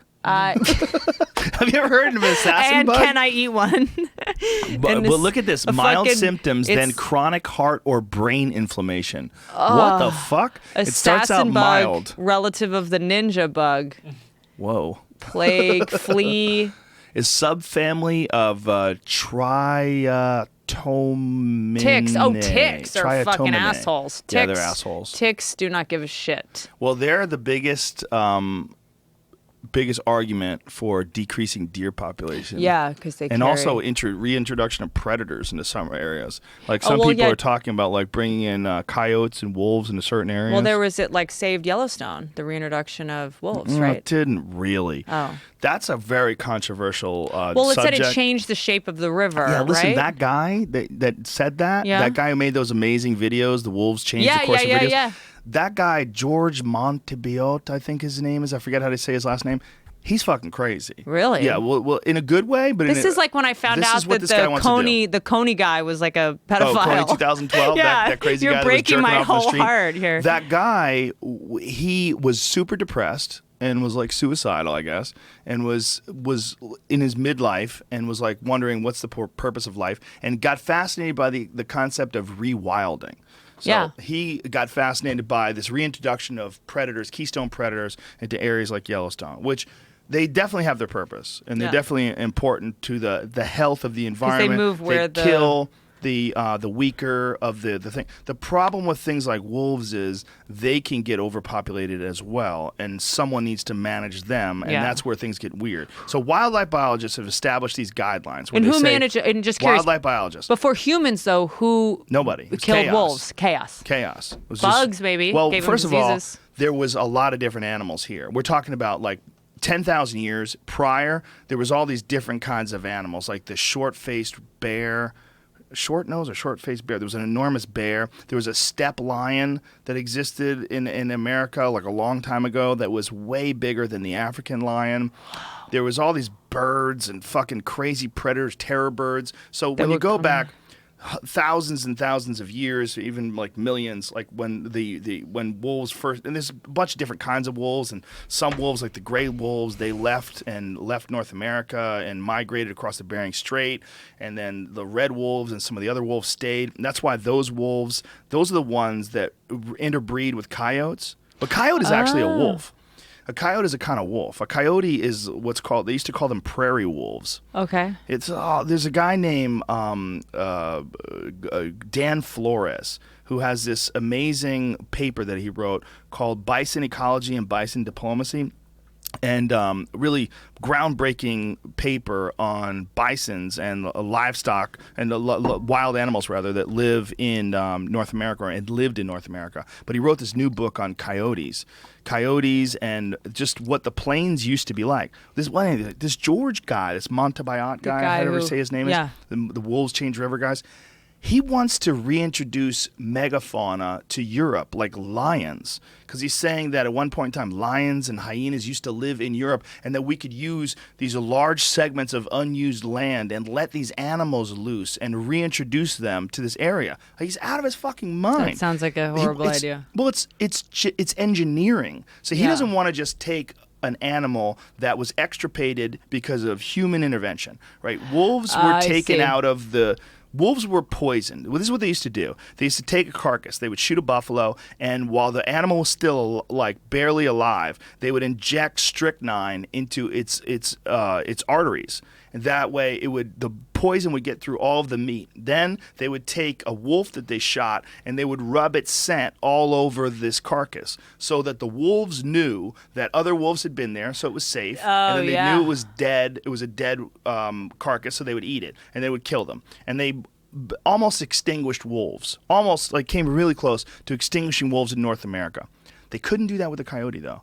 The coyotes are too fucking smart. They're too clever. They're And so because fucking clever. well, it's because of wolves. It's because the gray wolves, when they returned to North America, they were killing coyotes. So the red wolves were interbreeding with coyotes, but the gray wolves were killing them. So the coyotes learned to adapt to the gray wolves. amazing. So they learned to move to the furthest areas. They also, when you hear coyotes yell like, "Ay, ay, ay," Yeah, yeah. they're doing a roll call. They're trying to find who's 100%. there. Yes, yeah. And when they find out that someone's missing, it triggers the females to have larger litters. What? Yeah. So so I had coyotes. I want to send you this podcast. Fascinating. It's this podcast with Dan Flores. It's gonna blow your fucking mind. I had coyotes burrowing in my yard, and I have dogs. Yeah. So I had. I mean, I woke burrowing. up. Yeah. They had dens. They made dens in the back of my yard because I have like land, and then I have this part up top that I don't really go up that much. And my dog used to just come back with fucking like half bleed. I was like, what is going on up there? You got attacked by coyotes? I think what she did, I think that I have two now. One's even bigger, but one's a pit bull. I think what she did was she would chase one, and then it would go under because you realize they're vampire. They can fly. I mean, they can clear. Do you realize to get a coyote fence in your yard, it has to go 3 feet into the ground and 7 feet tall. They can jump 6 feet. I've seen it. Coyote stole my chicken, and I watched him jump over the fence with a chicken in his mouth. Do you realize the coyote stole a baby in, I think, Arizona off of a porch? I mean, they're fucking barbarians. Yeah. And my two encounters, one time they were drinking out of my pool, and I came outside, and I literally opened the door, and they just looked at me like, what? Whoa. I had to chase them, okay? And I saw one jump over my fence. It was like, I mean, it's got to be 5 and 6 feet tall. I mean, it's tall. They just go boing. And I literally, it's a cartoon's fucking Wile E. Coyote. Yeah. And then I was like, oh God, I got to call animal control. I'm going to have this fucking dead, broken coyote on the other side. And I go on the other side, it's just gone. It just flew off. Yeah. And, they were explaining to me, I was like, well, look, if there's a coyote, I'm going to hear them, killing my dog. I'll be able to hear it. I'll just leave the door open. He goes, oh, no, you don't understand. Coyotes work. Coyotes are so cunning. The way that they kill a larger animal is they befriend it first. So it'll play with your dog for 45 minutes, and then the other 5 will descend around it. Yeah. So it ingratiates. It knows I need to ingratiate myself with you first and then kill you. Yeah. And they tire them out. So this happens a lot in Runyon Canyon. People's dogs, they'll just see them chasing a coyote, and then the coyotes will just run and run and run until the dog is tired, and then everyone will descend. They're hungry, and they're desperate, and they're do not give a fuck. Yeah. A friend of mine up Doheny was walking his dog, like a small dog, and saw a coyote face to face, and picked up his dog, and had to flex on it to get it to run away. Started walking again back to his house. He was like 20 feet from his house. He turned around. The coyote had come back with 4 other coyotes. Jesus they Christ. are just fearless. And they live amongst us. They're these creepy little fucking monsters that live amongst us. I mean, I have compassion for them. If it's between my dog and a coyote, I'll, kill a coyote with my hands. But it's really sad when you're like, yeah, dude, I'm so sorry. This was your fucking house. But it's not. It's never been. Really? No one owns it. It's just constant domination. The rats didn't own it. They were killing rats. It's the rats' house. The coyotes are killing the rats. They're stealing the rats' house. Someone was trying to convince me that rats are really smart. Rats are pretty smart, but coyotes eat them. If we didn't have coyotes, we would have way more rats. We would have a huge rodent problem all throughout Los Angeles. I have rats in my pool all the time. My dog There's a balance. There's a balance that has to be achieved, and that's why wolves are really important. Like the people that think that we should re-extirpate wolves and wipe them out, definitely not. Yeah. But if you look at some of the things that have happened, do wolves kill coyotes? Yes, gray wolves do. Gray wolves. Gray wolves don't interbreed with coyotes, but red wolves do. So gray wolves kill coyotes. So where they've reintroduced wolves, that's another interesting thing about Yellowstone. They reintroduced the wolves to Yellowstone. They dropped the coyote population down 50% because the gray wolves were killing the coyotes. But because when you kill coyotes and do the roll call thing, the females have larger litters, they rebounded and now are more coyotes in Yellowstone than were before they reintroduced the wolves. They're so fucking adaptive. They're amazing. I also just love that dogs were wolves once, and and coyotes survive. Yeah, survival. Coyotes can still breed with dogs just like wolves can. Yeah, it's just survival of the friendliest. They realize and then so wolves evolved to be dogs, and then realized to protect us they could survive, and now they protect us against wolves. Yeah, how the fuck did that ever happen too? There was a Neil deGrasse Tyson did Cosmos. In his Cosmos. He did that thing about it that was kind of short, but sort of. But I mean, you're still like, God damn it! How did it become a poodle? Yeah. How the fuck did the wolf become a poodle? Why does it have an afro? It was like a genetic mutation that we really latched onto. Well, I think it's also the cutest ones are the ones that survived. Of course. Right? Because they're the ones, cute, sweet. Yeah. And the ugly ones are the ones that got, weeded out. Yeah. But the balance that this George Montebiot, I think that's how you say his name, his take on wolves churning, the people love that video because he's English and he's got a beautiful voice. And it's a fascinating story and it's interesting. He speeds it up and puts... Yeah. But there's a lot of truth to what he's saying. Yeah. It's important to have keystone predators because they keep the populations of these game animals or, wild ungulates. They keep them healthy because they control them. But when wolves get too populated, they get crazy and they do what they call surplus killing. Like they killed 19 elk recently in Wyoming and they didn't eat any of them. They just went on this butchering run and just killed. Just because they were. If they come over the top of a hill and they see a herd of elk, have you ever seen a herd of elk?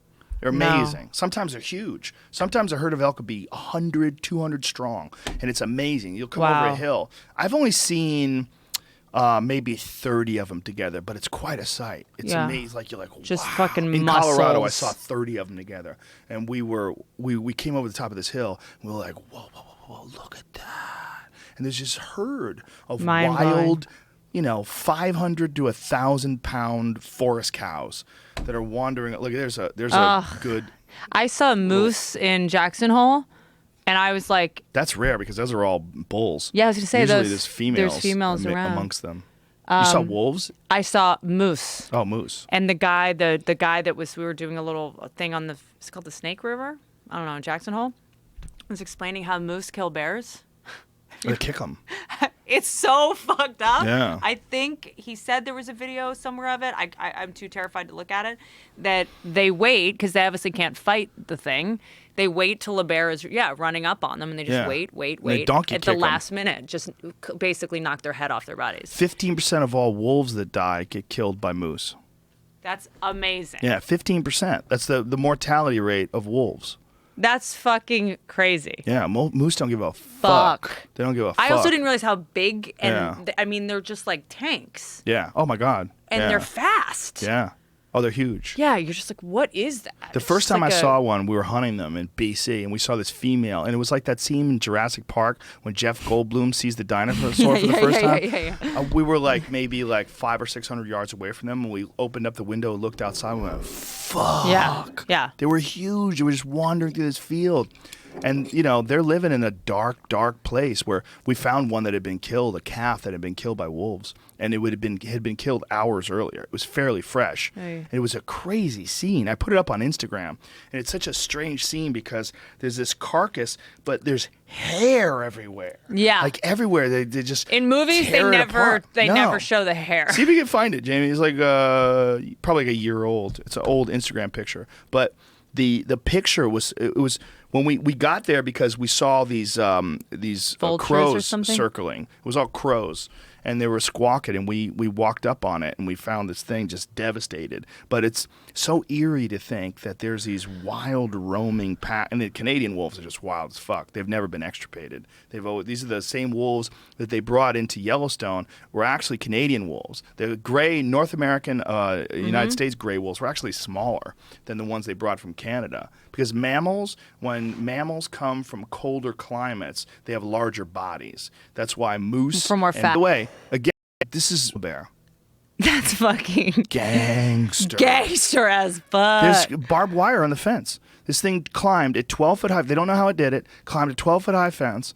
Can you imagine being that fucking koala bear? Oh, God. Just seeing that thing, I thought I was in the zoo. I thought I was fucking safe. That thing should be in the fucking zoo. Like, why is that How thing did that get out? around? So it got out. No. Fuck it that. It didn't get out. It got in.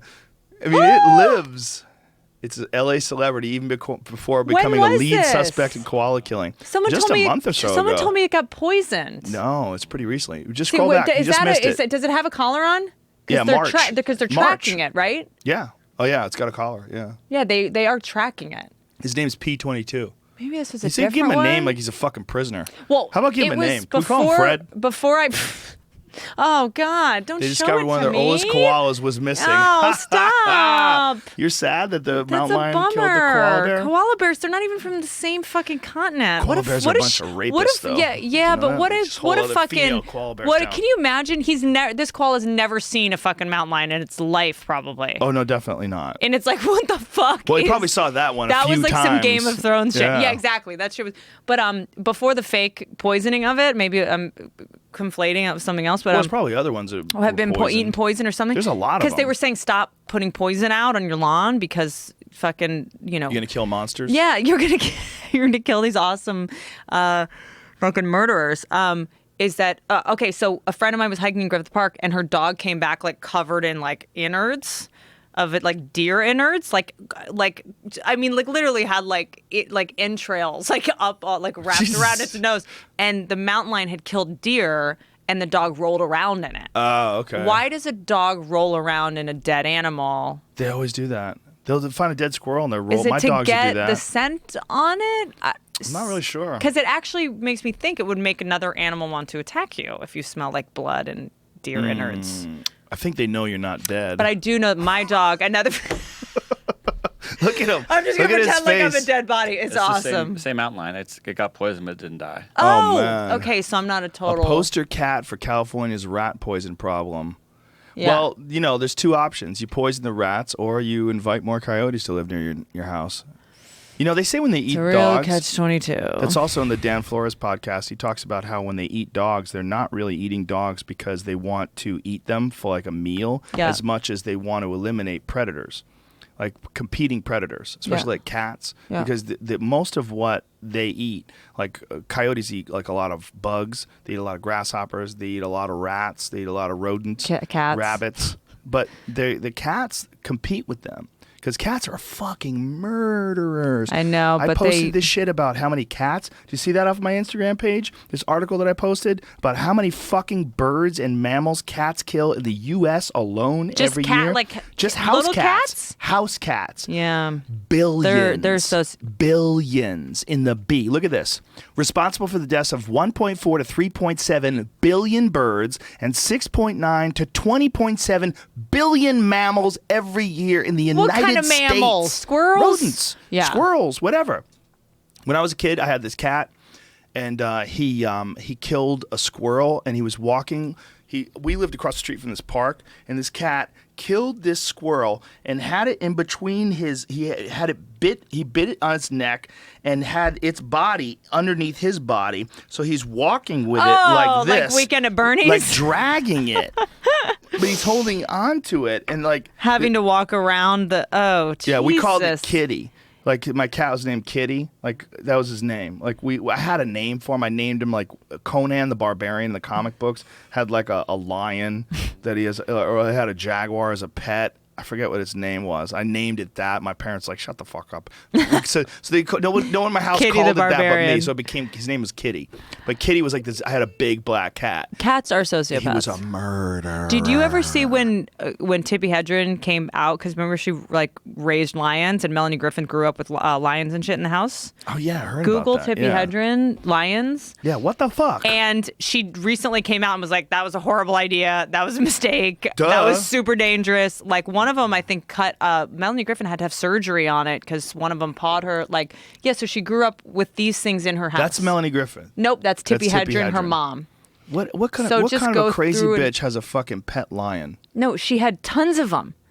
Here, keep going, and you'll see more and more. So how do they do that and not get killed? These motherfuckers. Well, you have to raise them from infancy. Look at their. I mean, they have. They had a tiger. Well, because they're part of a pack or like a pride, I guess it would be. But what if they just decide to play with They you can or at just any get moment. mad at you and At any swat moment. you? At any moment. Look.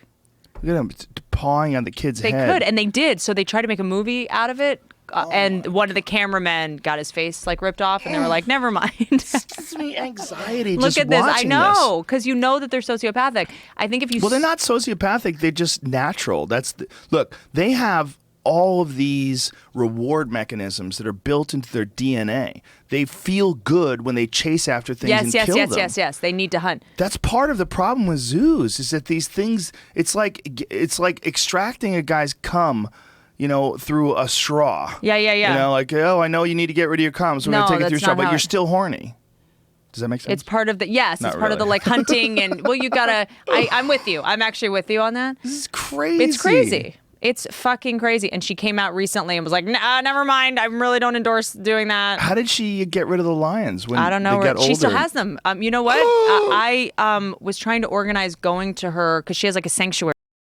And she tries to raise money to save lions. I mean, because now, like in Africa, there's more animals in captivity than there are in the wild. Like, it's such a problem. Well, yes, But that captivity, we're talking about high fence operations that are sometimes 100,000 plus acres. Yeah. Many, many, many square miles. So you look at the actual range that a lion would inhabit, and oftentimes it's much smaller than what we're calling captivity. So I don't say like captivity as like a pejorative way. It's like they're not safe. Well, they're fenced in. See, one of the fucking crazy catch-22s about Africa is that, do you know Louis Theroux? Documentary? I've listened to him on your show. Did you watch his documentary on African hunting? No. It's fucking crazy, but many of the animals that people hunt in Africa were very close to extinction just a few decades ago when they put value on them and they set up these hunting camps. Now they're in abundance. They're in higher populations than ever before, but they're in higher populations because people go over there to hunt them. Yeah. So they have these places where you go, and it's kind of fucked up. Like there's a water hole. You sit in front of a water hole. They have a blind. You hide in the blind. Animal comes out, and you shoot it. And is that hunting? It's all trapped in a fence. Well, I mean, it is and it isn't. Is it? I mean, it is and it isn't. It's certainly not like that's target practice. It's more that than anything else. So is it better to go and get a steak from an animal that lived in captivity, or is it better to shoot an animal as it goes to get water? Well, it's not as good as going to the woods. Like, you go into the woods, you go shoot a wild elk. That elk might not even know what a fucking person is. Yeah. And hopefully doesn't even see you coming and you shoot it and kill it. Yeah. That's like the ultimate goal, is to instantaneously end this wild existence that if you didn't kill it, it would be killed by bears or be killed by wolves or something else. That's the idea, or they freeze to death, or they kill each other. There's a lot of killing each other. These antlers, they're not like for digging for fruit. No. They stab each other with those fucking things. That's why they have them. Handing each other grapes. Yeah, I mean, that's why they have them. I mean, you see this deer? That's why he has it, to kill other deer, so he can get all the pussy. Yeah. I mean, that's literally what it's there for. It's a knife that grows out of your head. Yeah.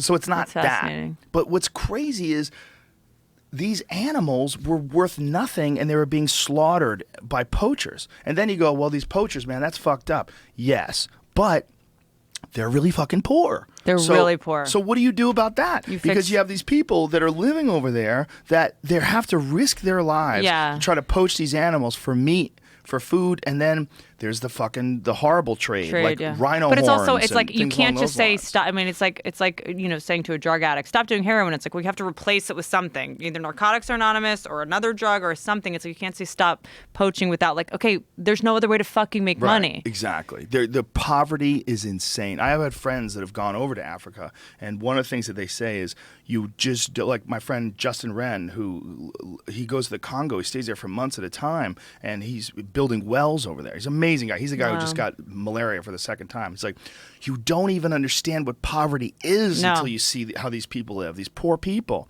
So I don't blame them for poaching. I mean, and if it's between selling a rhino horn and feeding your child. Yeah. It's like, fuck, and man. they're not online, looking at the statistics about animal. They're literally, it's just kill or be killed. Yeah, they're barely making it. I mean, I'm 100% against killing rhinos for their horns. Make no mistake about it. I think it's horrible and it's disgusting. But these people that we're calling poachers, you add that pejorative, you give them that label, and you take away what they really are. If they could sell drugs, they'd be doing that. If they could do, they're poor people. They're desperate poor people. Yeah. And they're not making that much money. The people who actually kill the rhino, they're not making much money. They're making a few $100s or whatever the fuck they can get. They're selling it to someone else, and that other person is making a fuckload of money. And it's all gross. It's all gross and it's all scary. But the Louis Theroux documentary does the best job of highlighting how fucked it is over there. And it's one of the things that the guy who runs the camp says to him, because Louis is constantly pestering him, badgering him, is why did you do? And he's giving him all these questions, and finally the guy snaps. And he's like, Africa is fucked. You don't understand. Africa is fucked.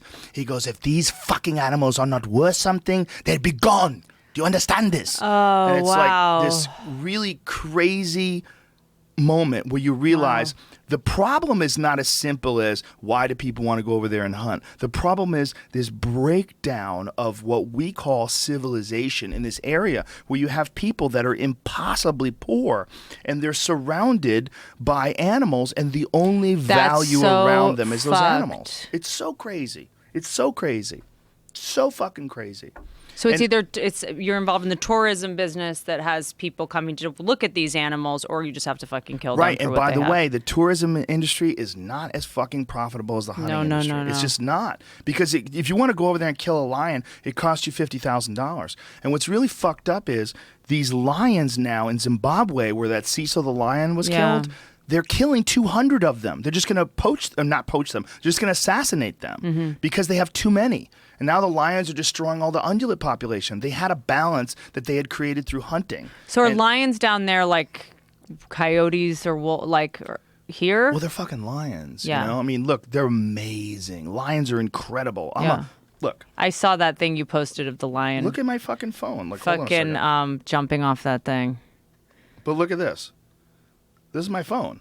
Yeah, they're I got a fucking lion on my phone. You have to go to Tippy Hedren's. I'm fascinated by them. I don't think anybody should shoot lions. I don't want to shoot a lion. I don't think it's cool. But they're a car with teeth. They're terrifying. Yeah. There was a beautiful article that was written by this woman who lived in Zimbabwe right after the Cecil the lion thing, and it said, "In Zimbabwe, we don't cry for lions."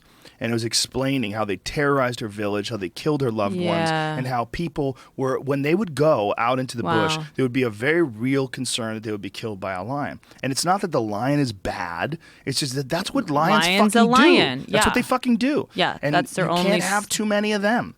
You can't have too many of them. And the only way to control their population is human beings. And so, and it's also and that thing back to like, we are not the top of the food chain. We're just not. We're not. It's very simple. But we are. With a weapon, we are. With a caveat. Yeah, with an a asterisk. Huge caveat.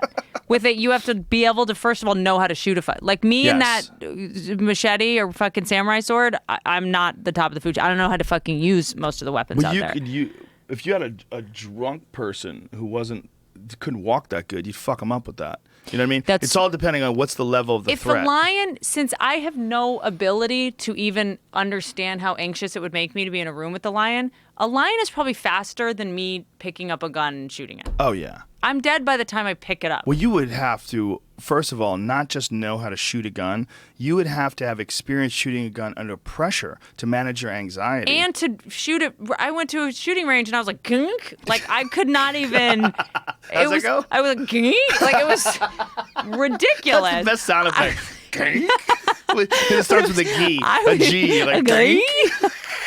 I was so bad. I was like, shooting guns is really hard. You have to be strong and you have to focus. Like, you have to. It's a skill. You have to learn how to do it. Totally. So it's like most of us don't have that skill. I mean, a lot of people. But even that skill, you're shooting at a piece of paper that's not going to move. It's not going to attack you. This is a thing that wants to kill me. Exactly. But and that knows how to get around my gun. But I'm going to go to an intermediate place. Go from the piece of paper that's not going to attack you, and try to shoot a wild pig that you're going to eat. Like, it's nerve-wracking. It's like there's what they call trigger panic, where people get on the pig, or target panic, where they're about to shoot and they can't keep their gun steady. They can't keep their. It's even more difficult with bow and arrow. You can't keep it steady. It's like it's insane, and you don't know. You're like, ah! You just want to get it over with. You just want to shoot it. What was that noise? Ah! That's gunk and wow. The two of us together. We're gonna starve to death and eat my lions. Gunk. Wow.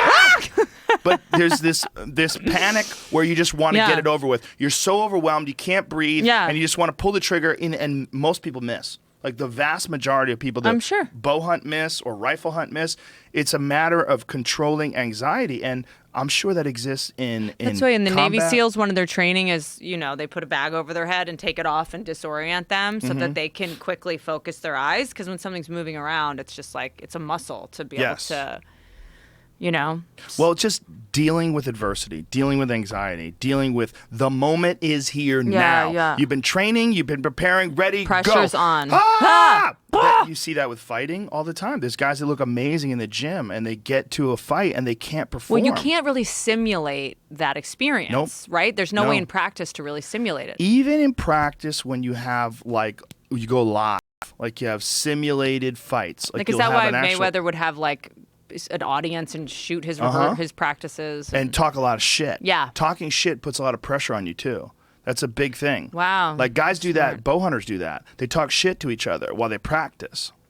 It's a big thing. Like they'll have wow. competitions, and during the competition, they're talking shit to each other. And the idea of it is you're just trying to disorient the guy, and it helps them. Like guys welcome it because it actually helps them concentrate on blocking everything out. Because the moment when you're actually having to shoot an animal, your heart is fucking pounding, you can't get any air in, you freak out. So it's nothing like that for someone to talk shit, but at least it's better than you being give you calm. anxiety and poker players do that. Oh, do they? Yeah, they get like fuck with each other and try to throw each other off. I guess that's probably not the same thing, but it's more to like distract them and get in their heads. Pool players, they call it sharking. That's what a shark is not like. People think, oh, he's a pool shark. That's not what it means in the world of pool players. Someone who's really good at pool, you would say someone who hides it, they're a hustler. Someone who doesn't hide it, they're a player. But what a shark is actually a dishonorable thing. A shark is someone who fucks with you while you're shooting. Tries to get in your head? Tries to get you to miss. Like they might do things on purpose, like drop their cue as you're shooting. Yeah. Or they might make a noise to try to distract you. That's what's called sharking. Like just to try to psych them out. Just is that fucking with legal? you. I don't even know. I mean, you can't You control can have someone's rules vibes. where you agree or not agree, but some people just do it. But in Comics tournaments, try to do that sometimes. I feel like. Yeah. They'll like right before you go on, they're like weird crowd. Well, you're talking about Duff Davidoff and Mark Maron. Well, Jesus Christ. That's it. Or the worst is when they're like great crowd. So if you go on and do well, it's not because you were good. It's just the crowd was good. Well, sometimes it's a good warning, though. Like, D'Elia came off stage at the Improv the other night, and he was getting off stage, and I was walking in the room, and he came up, he gave me a hug, and he goes, dude, worst fucking crowd ever. I'm like, really? And I was like, maybe for you, bitch. Yeah. No, and I went up there, and they were fucking terrible. That's like, so right away, weird. When crowds are weird, it's such a testament to our groupthink. Yeah. For a whole crowd to unify as shitty, it was really warm in the room, first of all, which is always bad. Yeah, never good. Yeah, it's never like good. something about hot that makes me like, What night especially of the week was it? Wednesday night. Yeah. Wednesday night's weird too. 'Cause Yeah, it's late. people got to go to work. Yeah. You've been there for. It's that comedy juice show. It's fucking. I went on at midnight. No. Yeah. No. Yeah. I won't go on past 10 o'clock. I will not go on past 10 o'clock. Boing. It's good for you I though. can't. Clunk. Clunk. I cannot do it. No, it's just I know what this is. Everyone's tired. They want to go home. They're looking at their check. I'm just like, ugh. They're good. I think those experiences are good in the beginning. I know, but I think did after that a while, for 8 years.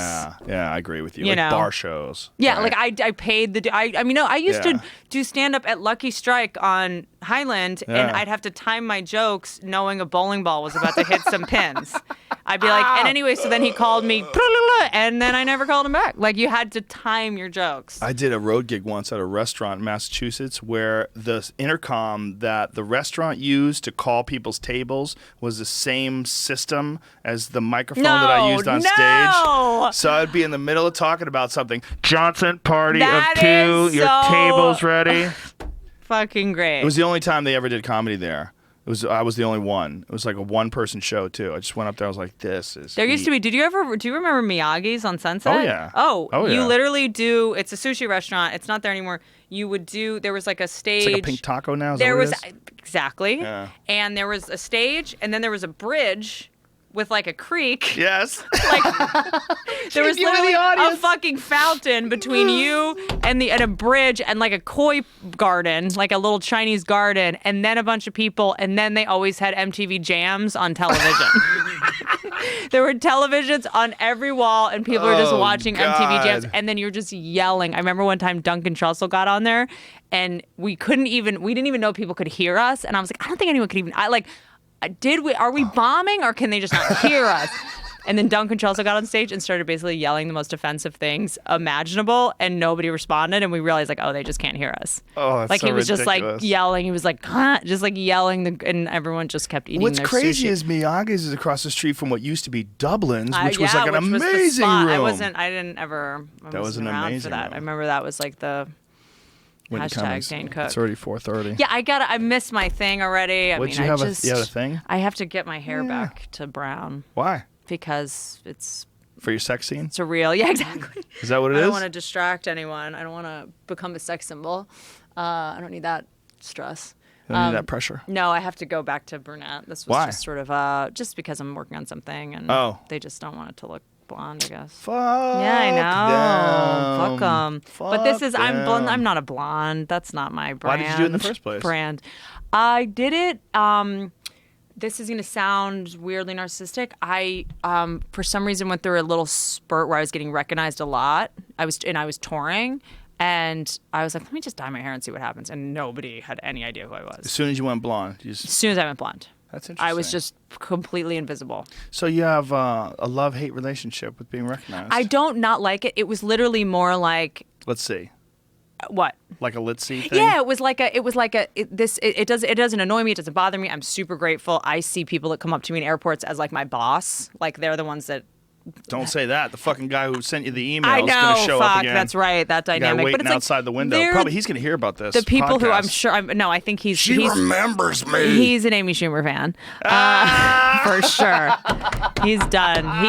He thinks I sold out years ago when I did a sitcom. Oh, you did. Yeah. So I was like sold out. I was just stressing out. It was causing me anxiety because I never feel like I'm able to give people what they need, and I just and I was like I don't know. I'm going to airports, and I was just like, and I was dating somebody, and I was getting recognized when we were on dates, and it would just like make things weird. And I was like, why don't I just try this? Like, and I'm not working on it. Let me just change it up. And that's it. And nobody fucking recognizes me. And then I'm like, hey, excuse me. I don't know if you know me. Like, I'm totally having this. I had an HBO special. I know. I'm like, hi guys. But I don't know dark if you hair. do you have It's a little HBO Go. different. I just. So then it was interesting what happened when nobody recognized me, and then I felt invisible, and I was like, oh, this doesn't feel good either. It makes you realize when you get accustomed to stuff, and it's like, God, how much attention do I fucking need? It's so embarrassing. And on that note. On that note. Glunk. I'm gonna go cry in my lithium battery car. This was a lot of fun. You're the best, Joe. No, you're the best. It was really fun. I enjoyed you talking are. to you. I always have the best time with you. Always a great time. We just did 3 hours. I'm always so flattered when you want me to have me around Anytime, you. my friend. It was always a good time. You're the always a good best. time. All right, fuckers. We'll be back tomorrow with UFC bantamweight champion Misha Tate. Holla. See ya.